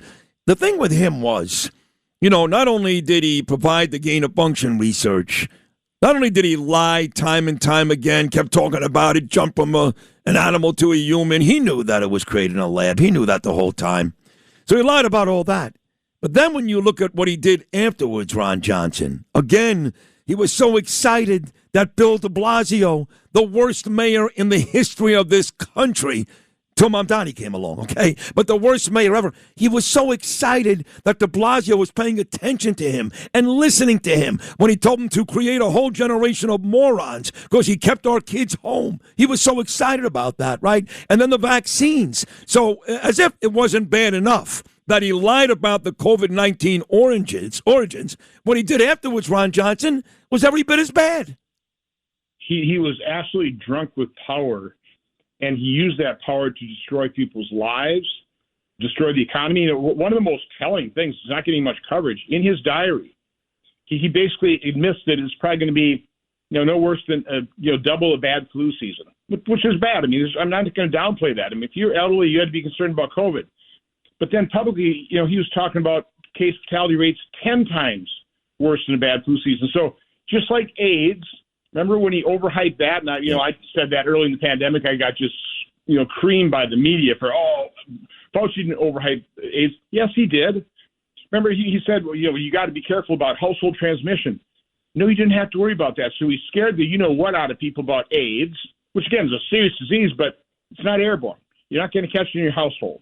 Okay, he did the exact same thing with COVID, and as a result, got all this power, shut down the economy, destroyed people's lives, destroyed their businesses, then pushed what he always wanted. He said this in a Milken Institute event panel with Rick Bright. They were bemoaning the fact that we don't have a universal vaccination campaign. The flu season just isn't forcing everybody to take a vaccine. We need a pandemic. Well, by God, 2 months, 3 months later, he got his pandemic, and he sabotaged early treatment, whether it's hydroxychloroquine, whether it's ivermectin. And by the way, in his diary, he talks about that as well. So, well, hydroxychloroquine, it's an approved drug. Yeah, there's some issues with safety signals, but we understand hydroxychloroquine. We need to be careful with remdesivir. And then they push, 2 months later, he's pushing remdesivir, which nurses, by the way, called run, death is near. Aye, aye. Okay, there's so many things. I could have, and by the way, hopefully we will be questioning him for hours and hours. I've invited him. If he doesn't come, I'll subpoena him. And even if he comes in and takes the fifth, he'll sit there for hour after hour, and we will lay out the case. We will document it in transcribed interview, and we'll lay out all of this evidence. Not just in the 3-hour hearing, where it's not as well organized as a transcribed interview, and then we'll write a report, and then history will be able to judge Anthony Fauci. Ron Johnson, the amazing senator from Wisconsin, I took 2 booster shots. I had no choice. I'm sorry. I know people say, yes, you did. We all had choices. I lived in Manhattan. I worked in Manhattan. I couldn't go to a restaurant. I couldn't fly to Miami to go see my mother. I couldn't go to a ball game. So I really had no choice. I wanted to live. I don't want to sit at home every single day and cooped up. So I got it. And I got that stupid card like the Nazis handed out back in the 1930s. And it made me nauseous. Just going there to get it, holding the card. I hated every second of it. But I decided I wanted to live in Manhattan, not just stay inside my apartment all day long, okay? But I do respect the people that didn't. But now we come to find that the vaccines over the years have caused some very serious health problems. And you, Ron Johnson, you've been at the very forefront of that in Congress, talking about it for the last year. Where are we in that endeavor? Well, I held a hearing, the plausible mechanisms for these COVID injections to cause cancer.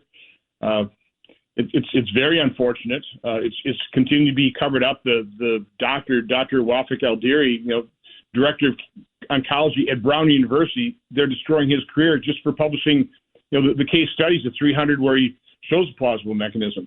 So again, we're still in a society-wide and global state of denial on these things. But to provide people comfort, about 80% of adverse events occur with about 5% of the lots. So I personally think they were hot lots. I don't think there was good control over the manufacturing of this. I'm a manufacturer. You see something that out of control. So I think a lot of these shots that were given just didn't have all that much mRNA activated. Remember, you had to freeze these things down to 90 degrees below zero. Yep. Do you really think Walgreens and CVS were keeping them that cold before they injected? So I mean, that's kind of maybe a blessing. They didn't control this very well, so you maybe didn't have as much mRNA in some of these injections, and maybe there's an over amount in some of them. So, again, that's kind of what I hope, because, listen, I know people who got the shot. I've got family members who got the shot. Again, you were coerced. If you weren't mandated, you were coerced into it or convinced by their lies. So I feel really bad. Fortunately, I talked to Michael Eden. There was no way I was going to get that experimental gene therapy. I tried to tell everybody I knew. I couldn't do it publicly because I'm not a doctor. I'm not a medical researcher, but that's why I was following theirs, unlike the people who were in charge of our safety surveillance system. We're starting to interview these people. It looks like they didn't even pay attention to it. No. What they saw, they just denied. Yeah. And their whole motivation here was not to create vaccine hesitancy. Bury these safety signals so that Biden could issue his mandate. They could get it approved. They could mandate it to the finest among us, our military, and then discharge the people who refuse to take it. So, no, I mean, we have to have a COVID reckoning. We have to remember what they did to us. Yeah. So it never happens again. So well said, Ron. And you're right. They coerced people and they intimidated people and they fired people and made people miserable. So you are doing some really amazing work here. I have to say you're doing just amazing work. Sid and Friends in the morning on the Red Apple Podcast Network. So I think everybody was captivated yesterday with that circus that took place on the Hill, despite Rand Paul's best efforts. I don't like Rand Paul. I've said it over and over again. I think he's basically a Trump traitor.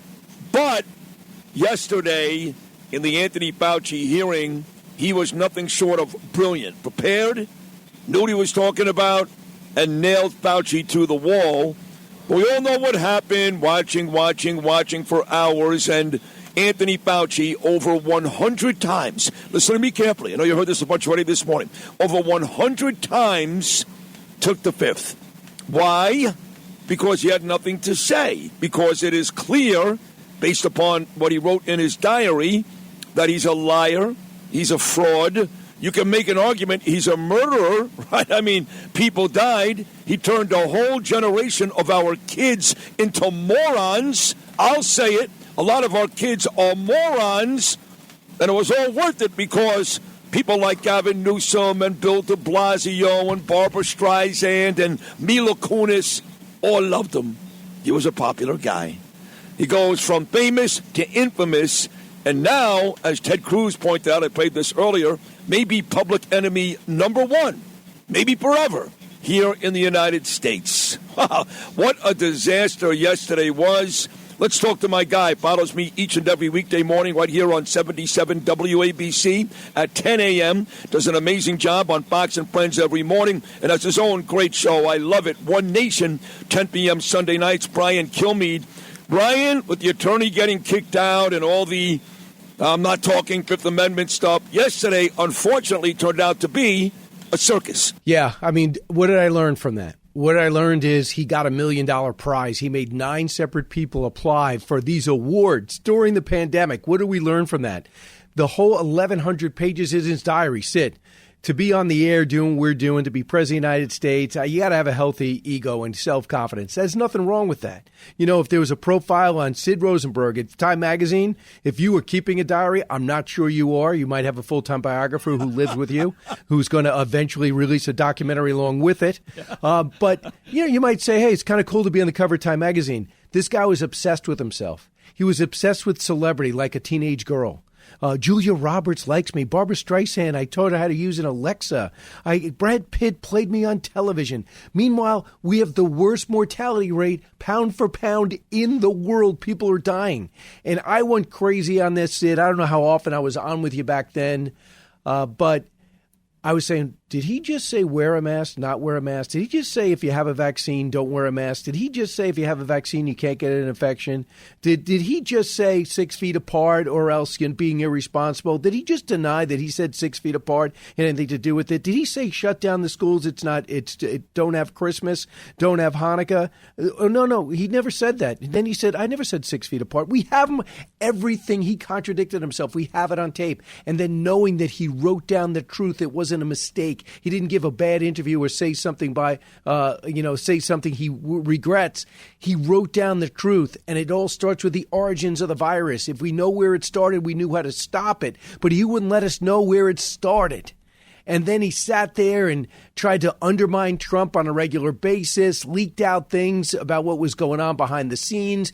In the middle of an election, it made Donald Trump seem like he wasn't in control. And then we have Joe Biden, an adult in the room. By it all said and done, with the vaccine, more people died under Joe Biden and Anthony Fauci than died under Trump when we didn't even know what hit us and what was about to swamp us.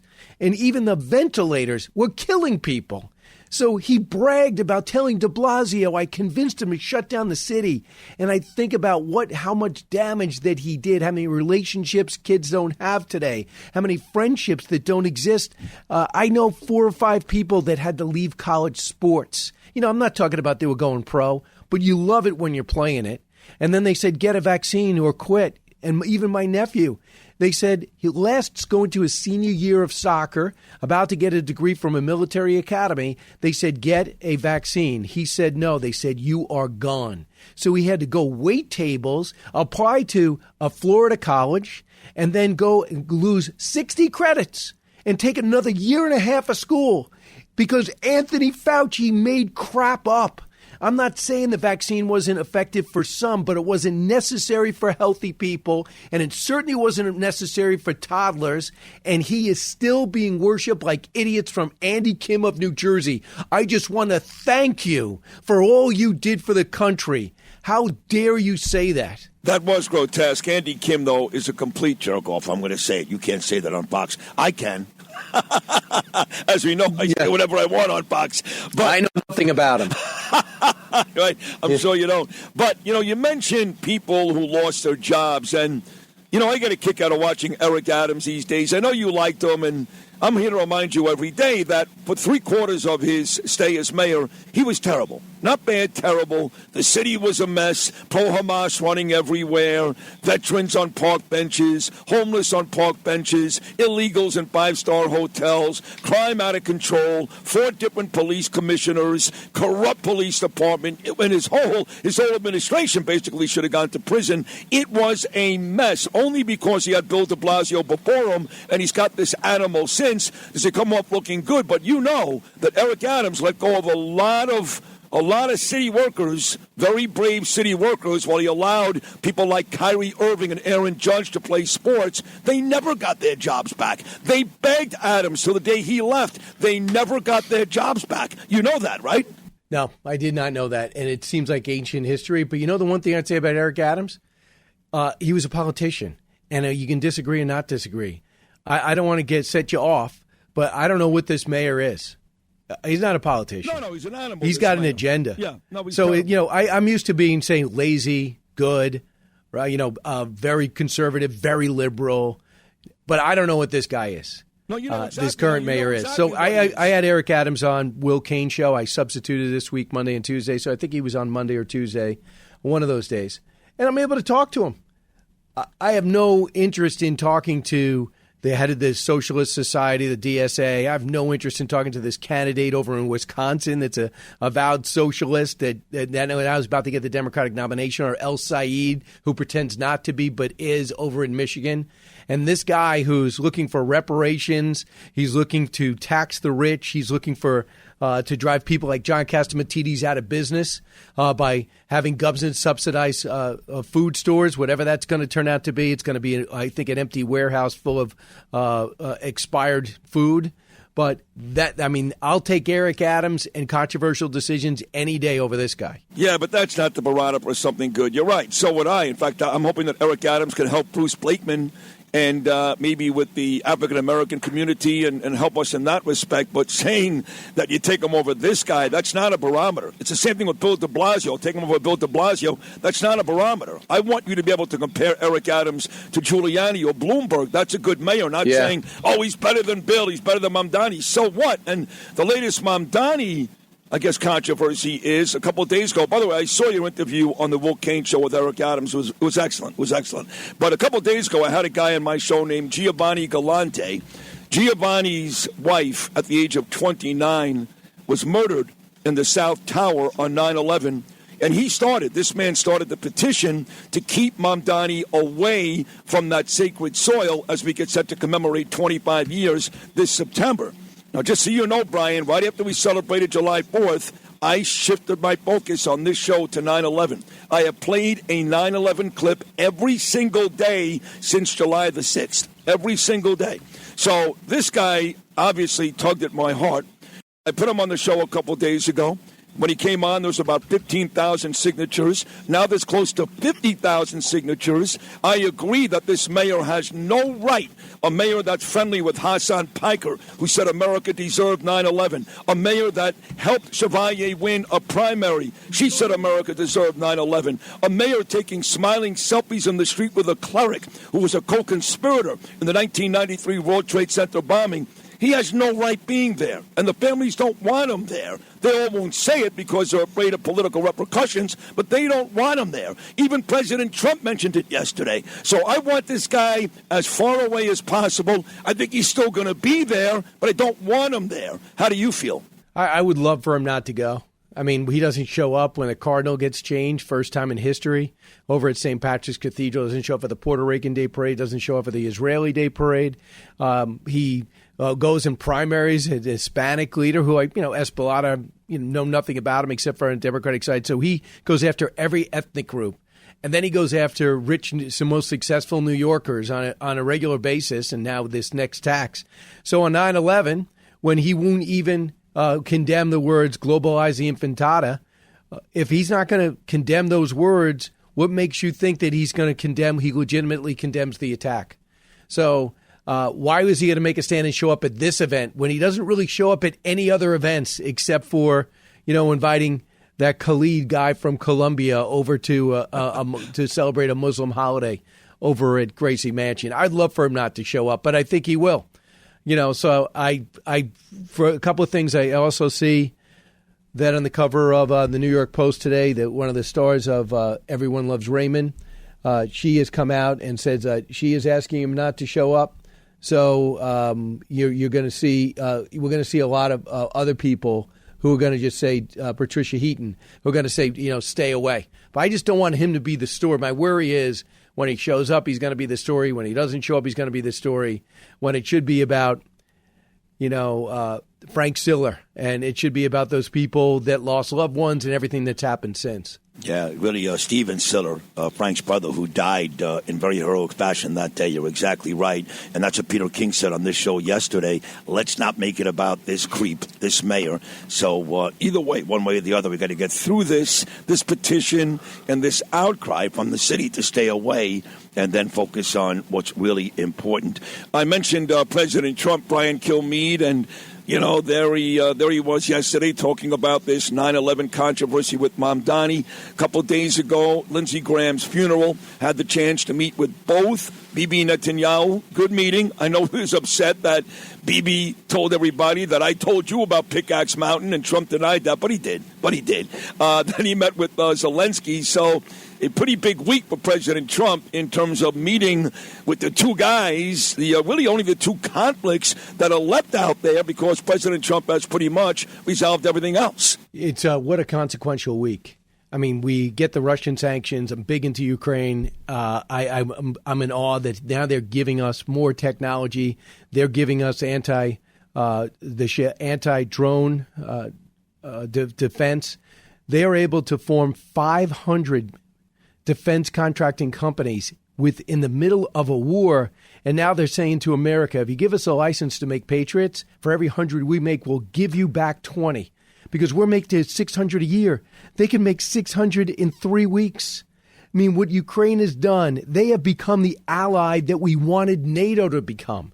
They're saying, let me tell you, here's the technology that Russia's using to relay to Iran. I'm in awe of Zelensky, all these people on the right that said he was a criminal and he's getting rich off this war and that Russia was right. They had no choice. Please know how stupid you are. And please understand that in the end, they will be writing about this era. Ukraine will be our premier ally who does substantial things for, not even lip service, substantial things for us. And I just think the President of the United States, when it comes to this war in Iran, no more of these, I'm going to hit you back. just take them out or we'll leave. This does not work. We have 4 or 5 plans that are on the table, and the president, I talked to people that have looked at it, they say they're excellent, that could really bring them to their knees and damage them legitimately. IRGC will be the target. We can't keep dancing on the edges, because the longer it lasts, the stronger Iran, even though they're getting weaker, the stronger they look, and the closer it gets to the midterms. And the president will pay the price for no reason, for confronting an enemy that other presidents decided it was too hard to do. This president says, nobody's going to do it after me. I'm going to take it on. So, Mr. President, go call the IDF in, finish these guys off. And guess who also wants to fight? Saudi Arabia and Kuwait and UAE. Arm up, ready to go. Saudis are flying. Let's just do it. It'll be worse before it gets better. But if we start today, we'll be done with this by the second week in August, but not what we're doing now. Couldn't agree more. I said the same thing on my controversial Fox News TV appearance on Saturday, and I've been getting hammered the last 5 days by Glenn Greenwald and Alex Jones and Joe Kent, General Michael Flynn. Yeah, what an honor. These losers that are really traitors at this point that are taking Trump to task for doing what he's doing. And you know, Brian, I am in lockstep with you. I've been saying for months, what you just said just now, quite frankly, and I love him to death, President Trump should have done over 2 months ago. It's enough already. Last one, Brian Kilmeade. I'm taking my daughter today to the University of Pennsylvania. She's starting UPenn Law School on Monday. Very exciting. She finished her undergraduate work at UK, of course, at Cardiff University in Wales. But my daughter grew up a big-time tennis player in Boca Raton.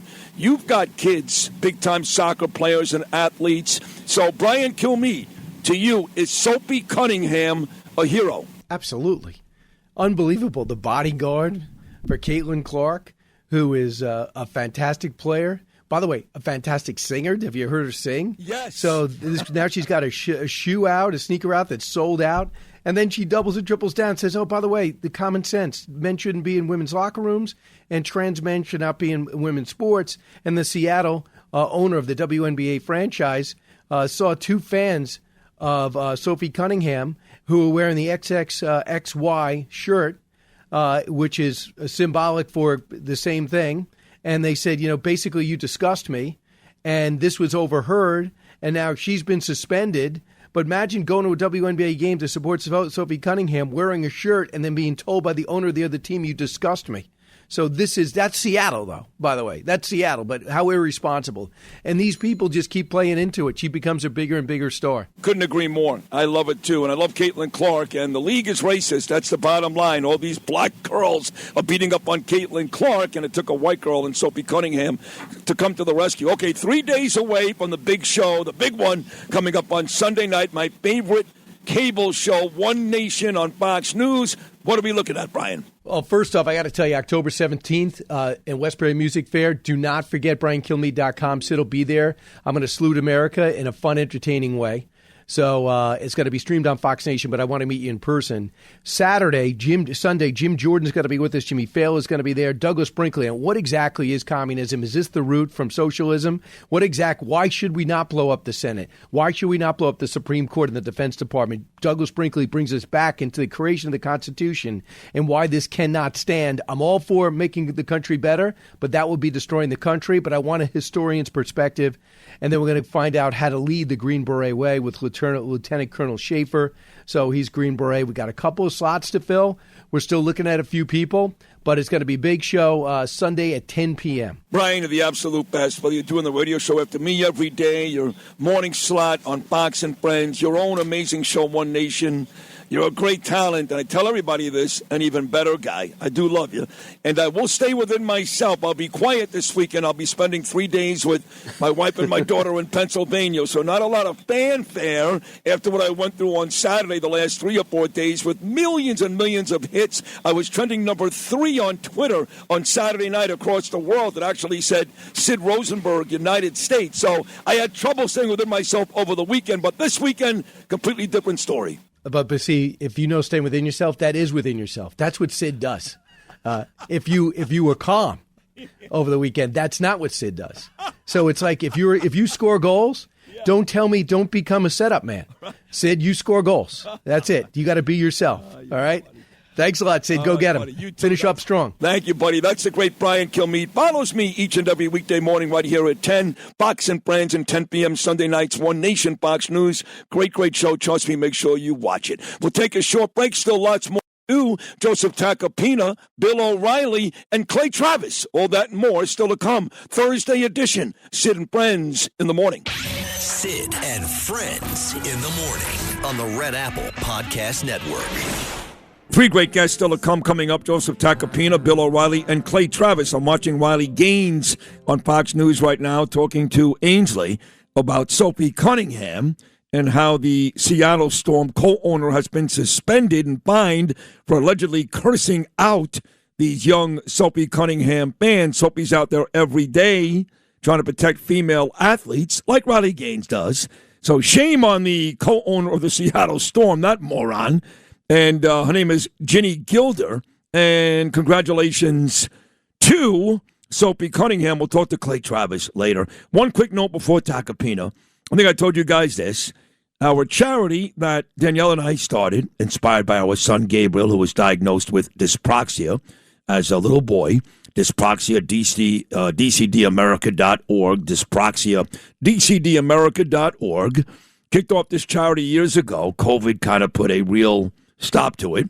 But now it's up and running, and Danielle's doing amazing work. Holds these big seminars at Bob Gluck, Hofstra University. Thank you so much. Other places around the world. I think we're set to go to Cardiff in England sometime in the fall. And really making a difference for what are millions and millions of people who have dyspraxia. So I went to Randy Levine, my friend who's the president of the New York Yankees, and I said, my buddy Vinny Viola down in Florida held a big night during a Florida-Seattle, ironically, hockey game 2 years ago. He held dyspraxia night in Florida. And he invited me and Danielle and Gabriel and Ava and all these people down. And we raised a lot of money. Vinny Viola wrote us a very big check, the Florida Panther organization. They had a 50-50 raffle that night. They gave us half the money. We walked out with a very big check. I said, Randy, the Yankees, this is perfect. He said, Sid, you got it. And Randy Levine is a man of his word. He's a great guy, super guy. So coming up on October the 22nd, when the Yankees host Toronto, Yankees Blue Jays in the Bronx, we are auctioning off tickets, and the money goes to the charity. Now, there's only 22 tickets available. It'll be inside a suite, one of Randy's suites at Yankee Stadium. The minimum bid is $500, but that's for 2 tickets. All right, so you got a pair of tickets for $500. The money goes to the charity. Only 22 tickets available. And if you want to go and raise money for a terrific cause, my son Gabriel, of course, still has it. Will Forever. And millions of other kids around the world and adults have it too. You call right now, 1-800-890-9088. That's 800-890-9088. You place your bid. Again, we start at $500 for 2 tickets, August 22nd, when the Yankees take on the Toronto Blue Jays. And let me thank all of you people in advance for helping Danielle and I with this very, very worthy cause. It's becoming more and more popular. When I say popular, I mean people know more and more about it because of the hard work Danielle has done, and Gabe is beloved, of course, all across New York. So we wake up every day trying to figure out how to help these people, and this is going to be a great day at Yankee Stadium. We'll take a break. When we get back, he's been a friend of mine for 48 years, the best defense attorney anywhere in the world, the great Joseph Tacopina. Sid and Friends in the morning on the Red Apple Podcast Network. Elizabeth Borsman. I mean, we have this committee, the Mayor's Advisory Committee on the Judiciary, right? We know mayors appoint judges to criminal court, family court. I mean, the mayor of New York, it's a powerful position.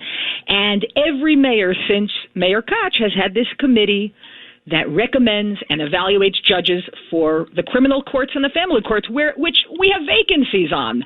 And, the mayors always listen to the chief judge. They listen to other judges. They take their recommendations. And here we have the committee. It's got 18 members plus the chair, not a single Jew.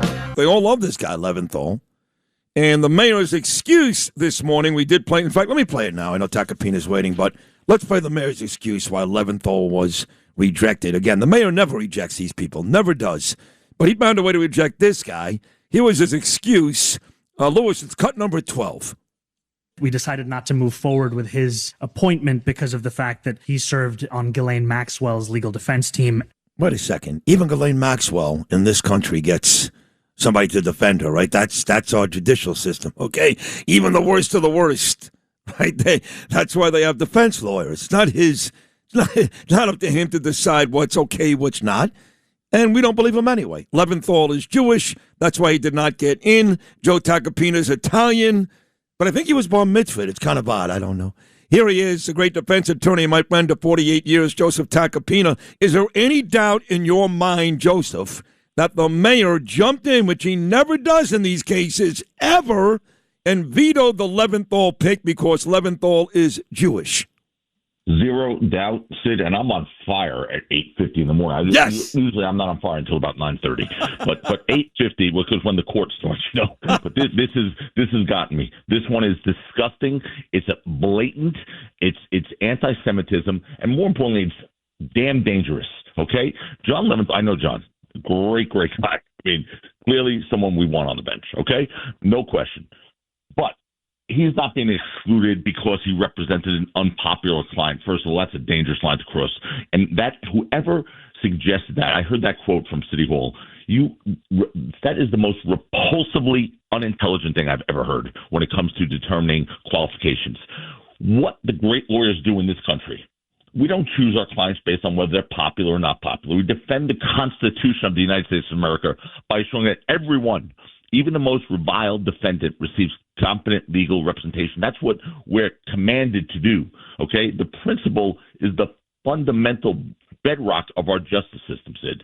So punishing a lawyer for representing someone who was, when I first heard it, I thought the suggestion was he was like on the island with Epstein. But the fact, no, that's why really, that's exactly, Sid, I'm not even kidding you. That's what I thought. Yeah. Because there's no way I thought, okay, because he represented someone who's unpopular, therefore he's going to be disqualified. I mean, you moron. Oh, so by the way, is there any doubt if the person was named, I don't know, El Sharari, and he was a lawyer and he represented one of the 9/11 bombers or one of the terrorists who committed one of these atrocious acts? He's in. He's in. I mean, would they ever cite that, right? So it's really every person accused of a crime is entitled to a lawyer. That's not a loophole. That's one of the cornerstones of our justice system. The Sixth Amendment doesn't only apply to popular people, okay? So it's so outrageous. It gets me so crazy. I have to tell you, I've just not heard this before. And they said, like, that could be the reason, but you come up with a fake reason. Like, you say something like, I don't know, he wears pink shoes. Whatever it is, the number is right. The number is 0 for 19. So no matter what you're going to say, you look bad. It's 0 for 19. 140,000 Jewish lawyers, the most of any ethnic group. Well, not one. That's even another. I'm just talking about Leventhal's denial based on their stated reason is one of the most outrageous things ridiculous. I've ever heard. So you mentioned 9/11, and earlier this week I had a gentleman on this show, and he was great. His name is. What was it? Giovanni Galante, okay? So his wife at the time, Stacy, was 29 years old. She went to work in the South Tower, and she was murdered and died in those buildings. So this brave gentleman decided, Giovanni, to start a petition. He doesn't want the mayor down at that side. Either do I. A man that's friends with Hassan Pike, or a man that's endorsing Chevalier, who said America deserved 9/11, a man that takes smiling selfies in the street with clerics that were co-conspirators in the bombing of the buildings in 1993, of course doesn't belong there. And the families don't want him there. Not every family says it because they're afraid of political repercussion, what he may do to them, but none of those families want him there. So this guy comes on the show, and he's got about 15,000 signatures at the time. Now it's up to 50 because he came on this show, to be honest. But I'm with him 100%. I don't think the mayor should be anywhere near that sacred soil. He's going to go. He's already said he's going to go. But if he really cared, which he doesn't, about these families and New Yorkers, he would not show up. You know that, right? but he doesn't care. So that's the end of that discussion. Of course he's going to be there with that stupid plastered smile.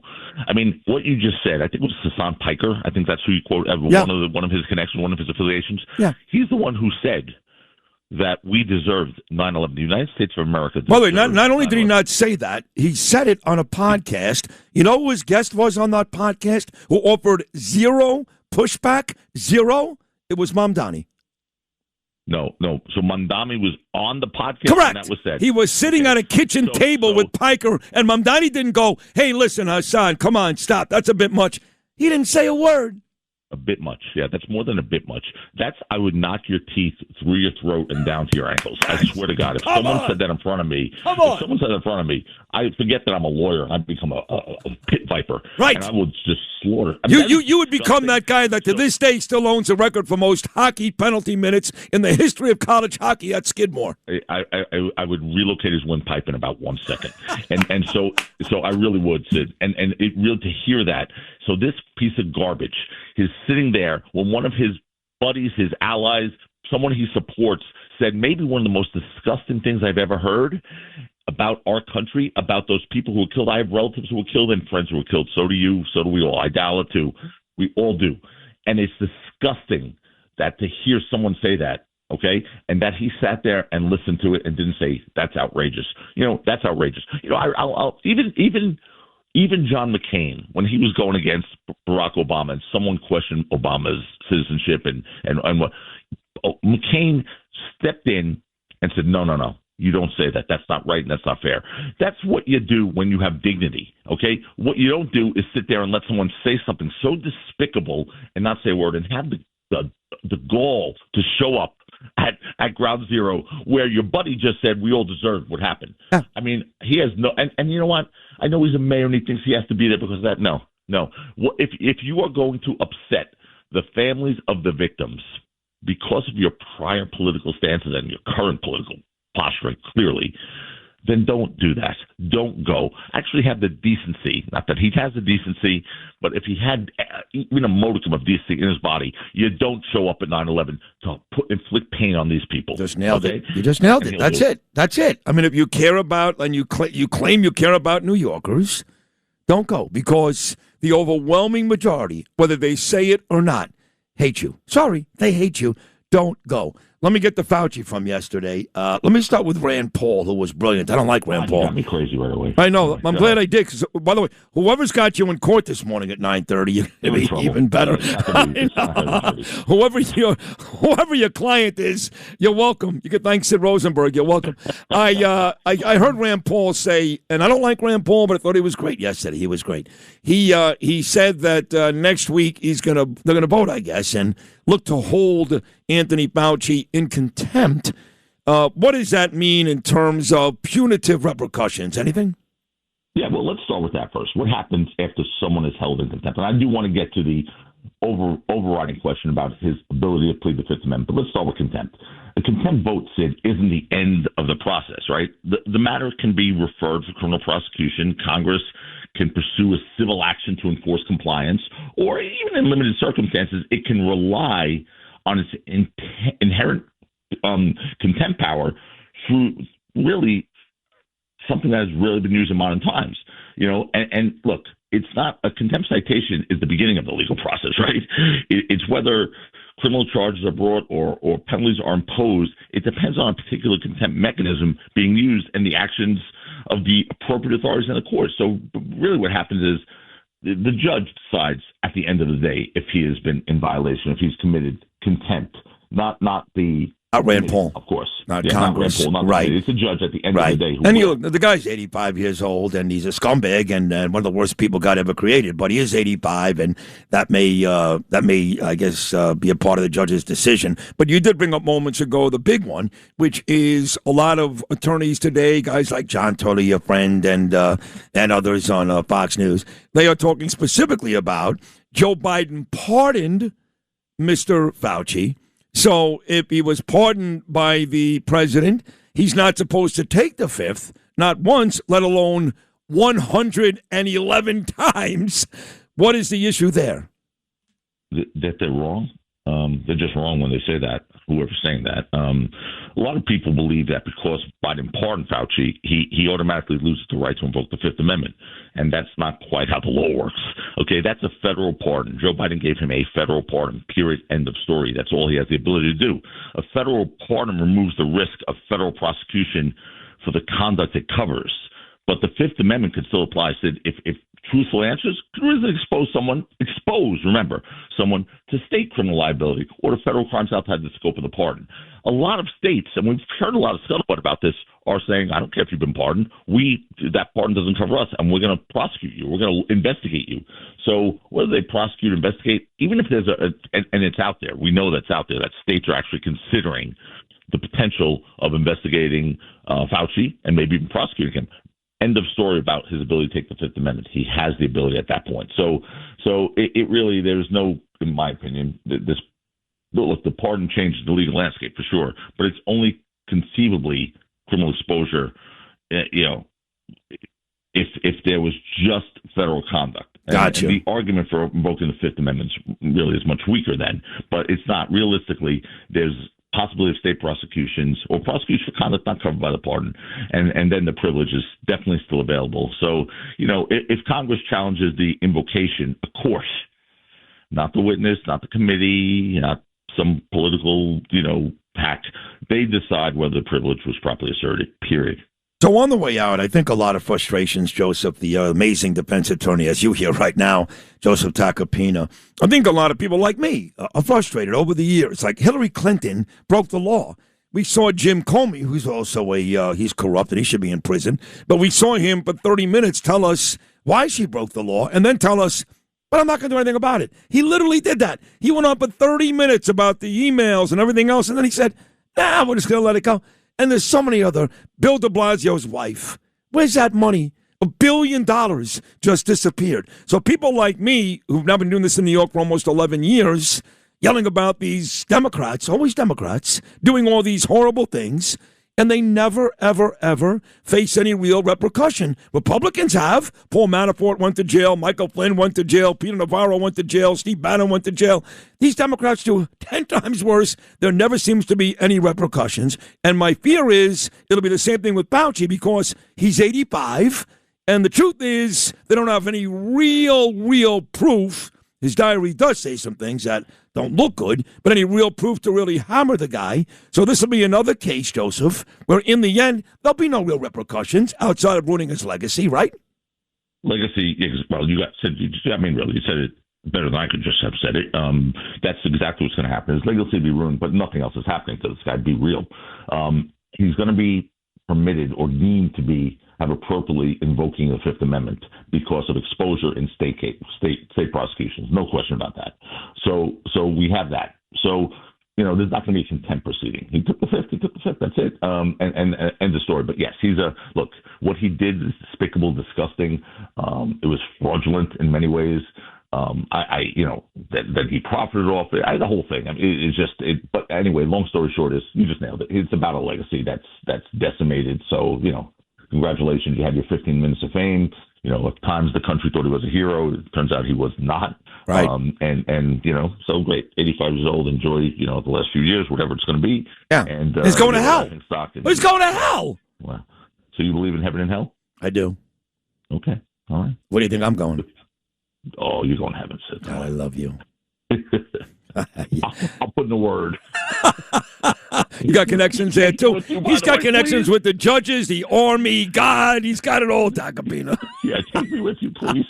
You're coming with me. Don't worry, buddy. You're a wonderful, wonderful guy, and I love you so much. And you were great again just now, as you are everybody, even though today's Thursday. Jojo, I had to put you on because I'm not going to be here tomorrow. That's how much I value this segment. I love you. Great job. Thank you so much. Okay, my brother. Great work. Joseph Tacopina. That was really great, explaining all those legal details about the pardon and obviously about the contempt and all that. We still have two more great guests to come. It is Thursday. Nobody gets bigger ratings any segment, any day of the week on any show than Bill O'Reilly and Sid Rosenberg. Bill O'Reilly's coming up. We're also going to talk to the great Clay Travis. Sid and Friends in the morning on the Red Apple Podcast Network. He's got the best news website anywhere, BillO'Reilly.com. Great TV, no spin. Guy's got great interviews and just great columns, great conversations. Brilliant author, too, 13 in the Killing series. He's got the book on presidents, which is amazing. Confronting Evil, his newest book, but he's got a brand new book coming out this September. Very excited about that. Does a great job on News Nation every week with Chris Cuomo. And now he's got his own amazing podcast. He's got great guests. I mean, great guests. Do it live with Bill O'Reilly. This guy does it all, and I do believe he is the best of all time. And I do want to ask him about Anthony Fauci, but I will give you the choice, Bill O'Reilly. Would you rather plead the fifth? I would, because he's a weasel. Yeah. No other way to put it, right? And, he's the kind of guy, you're in Brooklyn, and my father was born in Brooklyn. I was raised in Levittown. We slap these guys around. That's right. I'm sorry. That's right. But, right? Yes. When we were kids? Yeah. This guy, I don't know if he'd get out of the stickball game. You could add somebody else to that, too. You could add he'd be slapped around this Fauci creep, and so would Mamdani. Mamdani wouldn't last a day in Brooklyn. Well, that's a whole different thing. Yeah. I mean, Fauci, just on demeanor. Yeah. Just on, he's such a weasel. Right.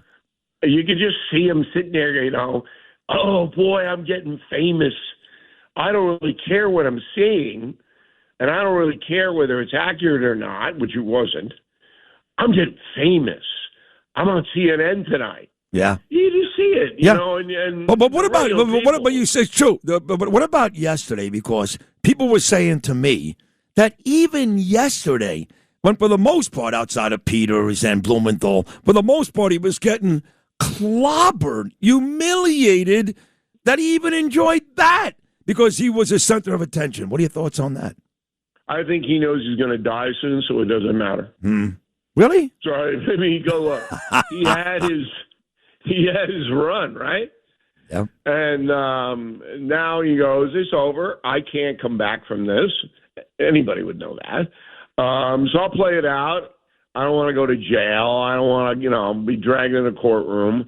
My lawyers told me to do this because they don't want to open up the fifth, and I'll do it. But, when you know someone, and you do, we all know some people, they're narcissistic. So even though they do bad things on a regular basis, they never acknowledge it, ever, in their own mind. And I'm sure that's where his place is. Oh, I just did what I was told, or I really thought that, the Wuhan lab didn't do it, or whatever it may be. But he's not going to go home and weep that maybe people died that shouldn't have died. Children were denied school.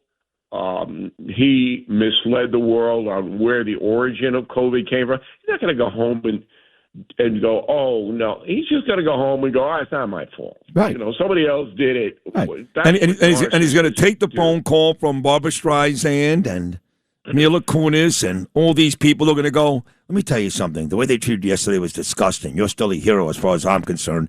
And he's going to, right? Some of that. Yeah. But not a lot of that. That crew, this is what I've noticed over the years. That crew, that progressive crew, once you start to embarrass them, or once you get into a position where they are not morally justifiable in sticking up for you, they're gone. They're gone. They just run, huh? I mean, right. They're not Joan of Arc. I mean, they're not standing up to the fire. Right. Okay? They'll turn on you very, very quickly. So you're not going to see Anthony Fauci on whatever channel loved Anthony Fauci. CNN was a big player in all Huge, this. Yeah. And they covered for him this week. There's Abby Phillips. Yeah. Oh, we're not going to talk about Anthony Fauci. If I were on that panel with Abby, I would have said to her, and I would have done it, why aren't we going to talk about Anthony Fauci? You stuck up for him for 2 years. Isn't Scott Jennings on that panel? He would say that. No, he wasn't there. He wasn't there? They were doing some kind of other. It was Lydia Moynihan. Oh, give me a break. For, I know who she New York is. Post. Give me a break. Yeah. See, but here's the thing. Doing some other Yeah, but thing. And, forget about Abby Phillips, the former CNN host, who you're on the air with every week, and you brought relevance to. Congratulations. I know I kill him every week, but I'm sorry. Chris Cuomo would probably still defend him, would he not? No, I wouldn't. Really? No. Okay, no. good. See, Cuomo, you got Cuomo a little bit wrong. I do, okay. All right, so he's a true believer in liberal causes, he's a Democrat, but he's not irrational. He doesn't go in and say, look, I want to deceive, because I would call him out on that if he did. He doesn't do that. So I would be shocked if Cuomo used his program to try to justify Anthony Fauci. Yeah, I wouldn't. I don't think he would do it. Well, he wouldn't do it. He wouldn't do it wrong, but I'll bet you. Yeah, I think you're wrong. He wouldn't do it with you because you feel differently. He would do it with some other guests, the other 9,000 guests he brings on that are on his level of thinking. I don't think so. He's smarter than that. Well, bring it up. When are you on with him again? Well, I don't even know. I was on with Katie Pavlik last night. I'll be on with her again. I like her a lot. I've done her show a couple of times, too, at 10 o'clock. She's very good. News Nation is coming up in the ratings, and they're kind of using me as a utility person. As they should. To jack up numbers when they need them. But I like doing Cuomo's show because it's the best debate show on television right now. But just see how I want to be everybody, including Cuomo. If he does it, then I'll come back on Sid and Friends, and I'll say you were right and I was wrong, and that will pain me. That will cause me angst to do that. That's funny. I don't know. Maybe you're right. And I know he's very pro-Israel. I like that about Chris. I do. But I saw this guy way too many times defend Biden, take the pressure off Biden, not because he thought he was physically inept. He just defended the guy at every turn. It was moronic. It was stupid. So I can't tell you that I think this guy is rational when it comes to a lot of these subjects because he's still dug in as a Democrat. He's dug in. He's a Democrat. If your father were named Mario Cuomo, you'd be a Democrat too. Come on. But I was a Democrat. But I realized. But what I'm trying to tell you is, he's indoctrinated into that world. But at times he'll go out of the world, and there are pundits who will never go out of the world. When was the last time? When was the last time you were on with him, and he had something nice to say about President Trump? Anything? We did I don't know the last time, but we did a phoner with Trump. And I know that Cuomo does talk with Trump occasionally, and Trump takes his call. Andrew or Chris? So he's not disrespectful. He just believes in the Democratic way. He believes it. He's not a Mamdani supporter, Chris Cuomo. I mean, obviously his brother ran against him, but he's not happy about Mamdani. He's not. So you got to look at the full canvas here when you're analyzing people. Now, I'm much more angry, I think that's a good word, about a CNN. Yeah. Which used the entire network, all the power it had worldwide. Remember, these people are on all over the world. Okay, they bought up all of the cable systems to get that network on, and you're in Korea, there's Wolf Blitzers. Frightens me to death, but he's there. They threw their whole weight behind Fauci. Yeah, I know.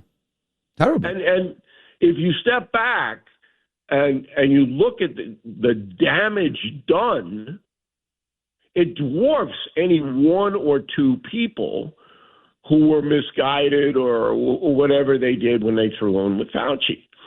And when you use that kind of power to drive something that turns out to be false, and then you have no apology, you didn't hear CNN going, "Oh, well, we're really sorry, we didn't know," or "Are you here?" Abby Phillips, "What? We're not going to talk about him." I wish I were on that panel. I'd never be on that panel. I'd never put me on, ever in a million years. But I would have said, why not, lady? For 2 years, you pounded how brilliant the man was, and now you don't want to talk about him? Nope. And all MSN Now is doing this morning, just so you know, MS Now, that nonsense. All they're talking about is how Todd Blanche should never be confirmed. They're upset that Jay Clayton got confirmed yesterday. DNI replaces Tulsi Gabbard. But now they're all over Todd Blanche, Joe and Mika. Now there's Stephanie Rule. That's all they care about. If President Trump wants somebody to work in the administration, they don't want him. Right? They should be talking about how Fauci lied and then, of course, took the fifth 111 times. None of that. No. I'm going to give you a little inside baseball. I never watched that network. It's like Mad Magazine. All right? Joe Scarborough will be on a cover with the tooth missing. Okay? To me, that's what it is. It's Mad Magazine. Why am I going to devote anything? And to my staff, my dictum is they are out of the loop when you are investigating anything. You don't even bother looking at what they say. Agreed. Because this is a purely propaganda situation. 100%. Usually you got a little dash of something in there once in a while. Yeah. You get somebody. Well, no. Like I hate to say it, but CNN, Scott Jennings lately, Liz Pipko, they've started to sprinkle in like Fox does with the other side with people like Harold Ford. But with CNN, it's 100%. We hate Trump. That's it. Not CNN. Okay, MS Now. MS Now. MS Now. Sorry. Scott Jennings made a name for himself being on that network. Right. And so it's not like MS. No. Where they just won't. And I talked to a very big guy over there. I'm not going to give you his name because I kind of like the guy. And he was, we had a frank conversation. And he just admitted that look, these people want to make money. That's all they want to do. They know what their audience is. Hard left. No in the middle left. No, none of that. Hard left. And they are not going to go out of that profile. Everything is going to be reported from a hard left point of view. And that's what's happening. So if you want to waste your time over there, good. It's America. You can waste your time any way you want. Just keep it legal. Yep. So I wanted to also talk about just briefly, because I know you're up against the gun. You got to bring in Travis. I'm being on Travis's show. I do a show once in a while. You do? These guys are pretty smart, but they're very confirmed right wingers as well. I mean, they don't go out. Fox doesn't go out too much into the area of, this is the key to the Fifth Amendment. Okay? And this is important, and everybody should be listening up right now. Trump's going to need this. Why? He's going to need the Fifth Amendment. Why? Because when he gets out of there, they're going to come after everybody who even knows Trump. You and I are going to be indicted for something. I don't know. No, we may not be indicted, but I'm serious. I've had people tell me the last couple of weeks, don't be surprised if you're subpoenaed. Yeah. Look, if the progressives ever take over or get a majority in the House and Senate, then Trump is going to pardon a whole bunch of people in his last few weeks in office. There's going to be a laundry list, and starting with his family, and he should. He should. Okay? If you start to break down that presidential privilege by saying, oh, no, the states can override it, which they can't constitutionally. Okay, federal government always trumps state. So if they try it, they'll lose. But Donald Trump's going to need the pardon of the power of the pardon. He's going to need it to keep people that have helped him and his own family safe from millions of dollars in legal fees. People they don't understand it. Once you're indicted or once you go in, you got to have $1 million to hire Tacopina or whoever to come save you. And so you can't just be blowing the filibuster out of there, blowing the pardon out of there. You can't do it because it'll come back to hurt you. Right. And don't forget, you say indicted. This poor bastard was indicted 4 times. I mean, Dillinger, Gotti, the worst people. And I happen to like John Gotti, but I mean, some of the biggest criminals in history weren't indicted as much as President Trump. But that helped Trump. It did in the That's end, how yes. bizarre Yes. Our country is right now. The worst that the impeachment, and that was just so foolish. I can't believe it. All right. I mean, you mentioned I wrote confronting the president. So I know every president. I know what they went through. I know it was out to get them, and I know what happened. There's nothing even comes close to impeaching somebody because he's on the phone with the leader of Ukraine going, hey, we think there's some illegality here. Look into it, please. Because it involves Ukraine and a Ukrainian company. Even after, by the way, the sitting president, Biden, admitted to it on videotape. Even after that, he made that phone call, making it even more ridiculous. And by the way, if we do lose the House, I say we, me, not you, in November, here come more impeachments. More to write about, Bill.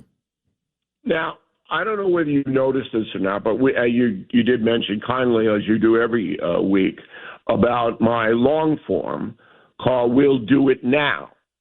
And the reason we call it We'll Do It Now is when I was 11 years old, I cursed on television and somebody taped it. Right. Okay, and then they sold it. Yeah. They sold the tape. And it got out there in social media, and it made me look like an idiot, which, okay, that's just the way it is. So I'll Do It Now has become an enormous success. I cut 2 weeks ago, maybe 10 days ago, a 40-minute analysis of Howard Stern. I saw it. It was great. I watched it. It was great. Thank you. It was great. And you talk about seeing him at Boston University, which he still denies to this day, but you did a very good job of setting up just how you knew this guy. Well, I got him on tape admitting that he and I were classmates because he came on The Factor. Correct. But he's kind of getting up there. But I didn't hatchet him. I didn't go in and eviscerate him. No, you didn't. I told the audience why his operation was disintegrating. And that, the viewership for that was crazy. It was great. I'm not surprised. Today, we're dropping Dr. Oz. Love him. We have Oz. Yep. Okay? It's great. You've never seen him like this, ever. And this one, I challenge you because I challenge everybody. But this one's about you and your health and why the government doesn't help you enough to throw off your maladies and live longer. It's fascinating. Okay? And Oz, I think, enjoyed the joust. Sure. Because we got into why. I'll just give one example. You buy cigarettes, what do you got on the label? Caution, cigarette smoking can be damaging to your health, right? Okay. Why on Oreos don't you have a label that says caution, sugar can give you diabetes? It should say that. And I think Bobby Kennedy would want that. And Dr. Oz. Well, Bobby Kennedy doesn't eat Oreos because they're not wild animals. But there's no label. Nope. And there's never been a suggestion of a label that all this trash food. I have a 7-Eleven right around the corner from me. There's nothing I can eat there. Nothing. Nothing in the whole store. Nope. Beef jerky. What about beef jerky, Bill? I go to the Pakistani guy behind the counter. Do you have anything that's not going to hurt me? In the whole store. You know what he gave me? What? Firewood. Okay? Oh, God. I mean, lying after lying after lie. It's all junk. It's all unbelievable. Yeah. Why don't you put a picture of a dead kid on the product? Yeah, you should. Right? Yeah. Or a cemetery. Yeah. Just and those are the questions. You know, you want to make America healthy again? Good. That's a noble thing. But you've got to get out there and spread the militant word. And cigarette smoking has disintegrated in America. It's basically gone. Yeah, that industry Right. is dead. If you go to Greece, I mean, these people are they got 5 cigarettes, 2 in their ears, all over, 1 in their nose. Yeah, and all over Europe and the Middle East too. It's crazy. I know. Israel too. They It's smoke. crazy. I know. And then we find out this week that more people, Americans, use pot every day Yeah, than smoke cigarettes. I know. Yeah. So now we have an inebriation problem all over the place. I don't know if you noticed, but to some of the delivery guys that come to my house. Oh, that's terrible. Notice it. How did you get here? Do you know where you are? I can't walk Do you have down. any idea what state I you're know. in? I can't walk down a city street without getting high every day. I don't even smoke weed, but I just have to walk down the street in New York City. I get a high. It's And terrible. the tragedy is if you plant yourself, and I did this physically, outside of middle school in New York City, those kids are loading up before they go in. And you're talking 12, 13 years old. It's terrible. It's terrible. I know. No, that'll be great. I had Oz in studio here 2 weeks ago, but nobody does it like you. I'll admit that. So I'm going to watch that. It's dropping today, you said? Today at noon? Sorry, we drop it at noon for premium members on BillO'Reilly.com, and then I think it rolls out at 6 for the whole world to see it. But it is worth watching. I'm sure it is. You're both great, especially you, Bill. You're the best ever. And this was another amazing appearance this morning. Bill O'Reilly, I love you. Thank you so much. All right, let's try to isolate Fauci, you and me. We'll throw a little thing over his head. We won't hurt him. We'll just mock him. Right. We'll just okay. make fun of him. Okay. All right. Well, I'll meet you in Manhasset later on today. We'll take care of that, okay? All right.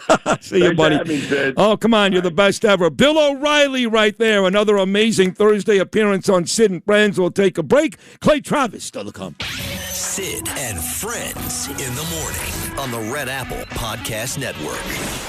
So big night coming up next Sunday. I very rarely go to the Hamptons, but I'll be in West Hampton next Sunday night. For more details, call Lewis. Don't bother me. I'm begging you. Leave me alone. I'm around. He's around.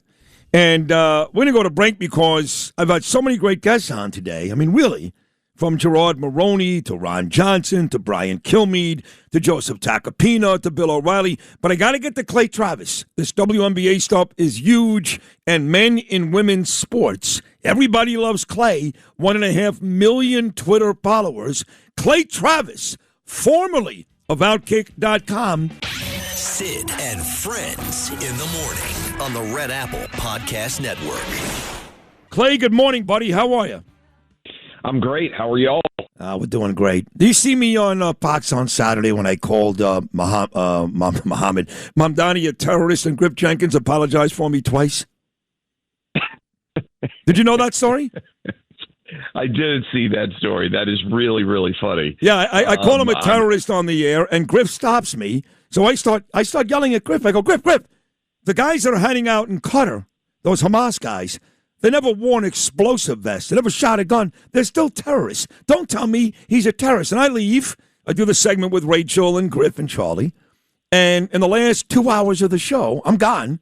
Not once, but twice, Griff Jenkins apologized for me. So it's very, very funny. I, did national sports gambling shows back in the day. And probably once a month or so, one of us on the show would say something, and the host of the show would have to apologize live on the air without us having been told that the apology was coming. Right.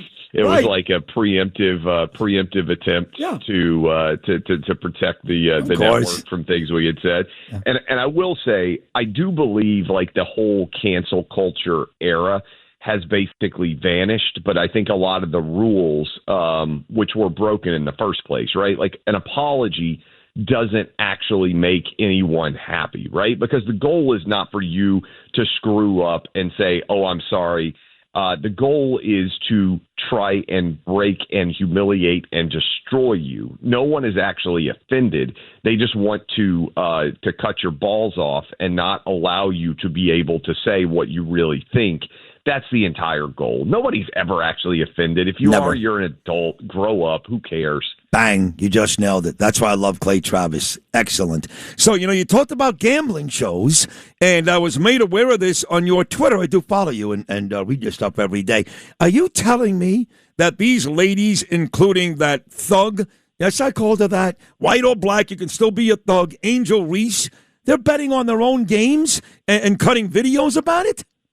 This is one of the dumbest things I've ever seen in the history of at least the social media era. Yeah, this video is up. You can go see it on my Twitter feed at Clay Travis. I couldn't believe it last night when I saw this. Me too.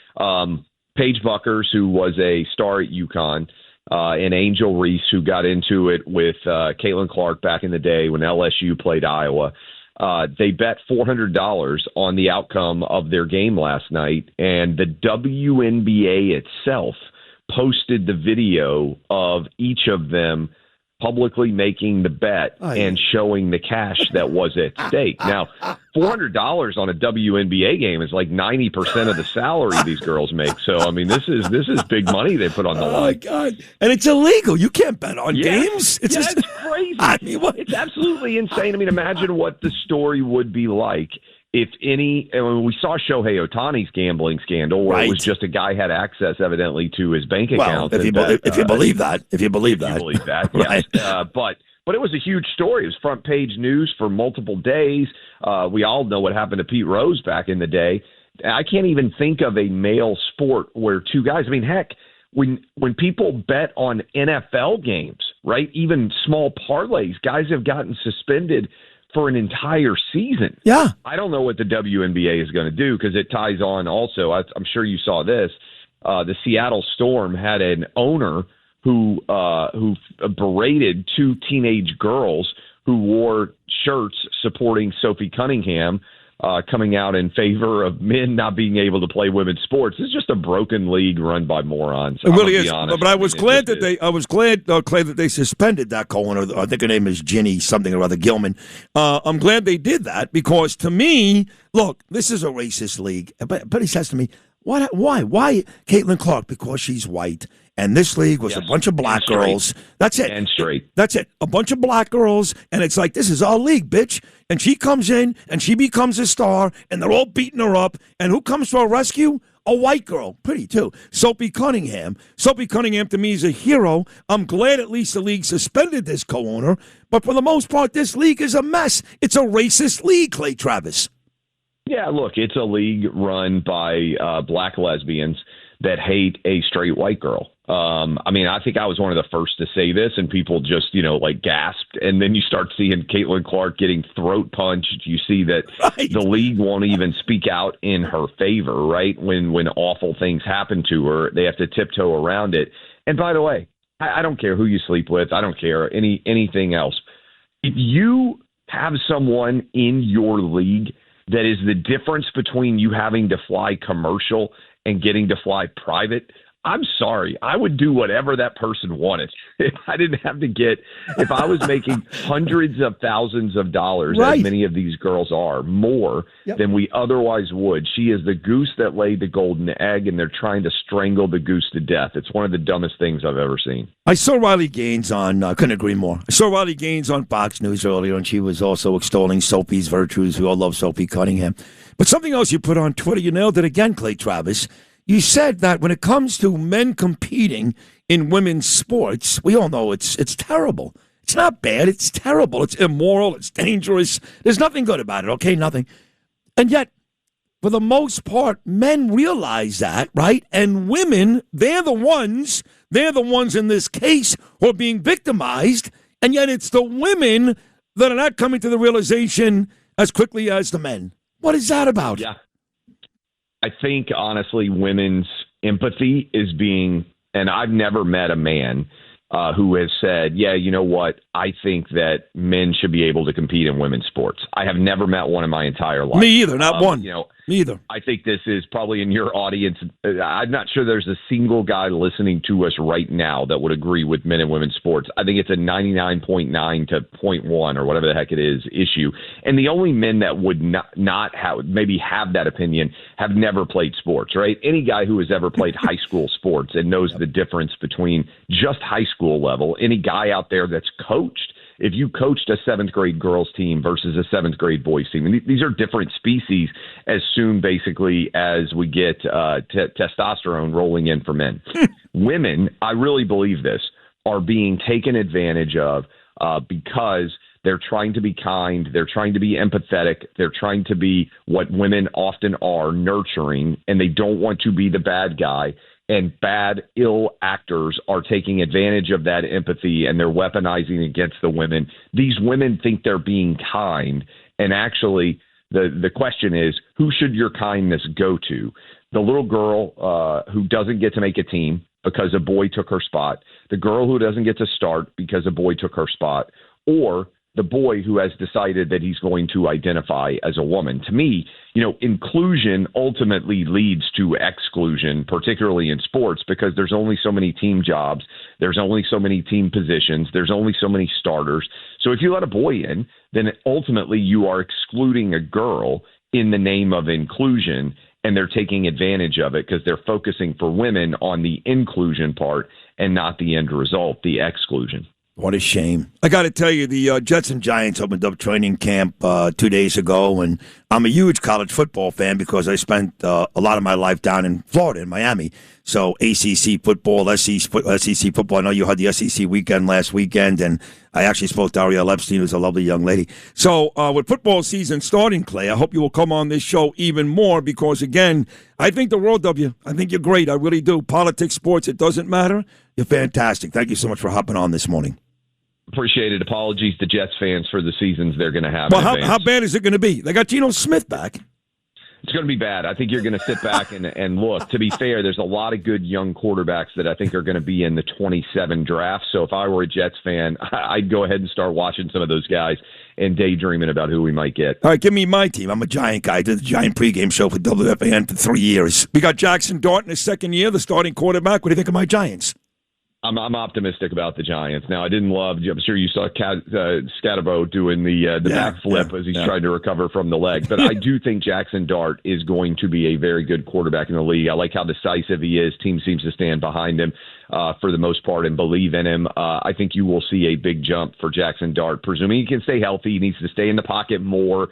Don't need to take the hits that he's taking. Sometimes feels gratuitous, unnecessary when he's scrambling. Get out of bounds faster, slide more, stay healthy. I think you'll see a big jump. Clay Travis, amazing job, buddy. Thank you so much. Let's keep doing this, okay, buddy? Thank you so much. Yeah, for sure. Happy to come on. Appreciate y'all. God bless you. Clay Travis right there, and Outkick.com. I think he's done with them, though. I'm hearing rumors that maybe Clay be doing something of his own. I don't know. He's terrific. Thanks for listening to Sid and Friends in the Morning. You can hear Sid and Friends in the Morning weekday mornings at 6. If you like the podcast, share it with your friends and listen anytime at WABCRadio.com and download the WABC Radio app. Hit that subscribe button on all major podcast platforms. Plus, follow WABC on social on Instagram, TikTok, Facebook, and X. See you next time for a new episode so you never have to wonder. What the heck is going on here?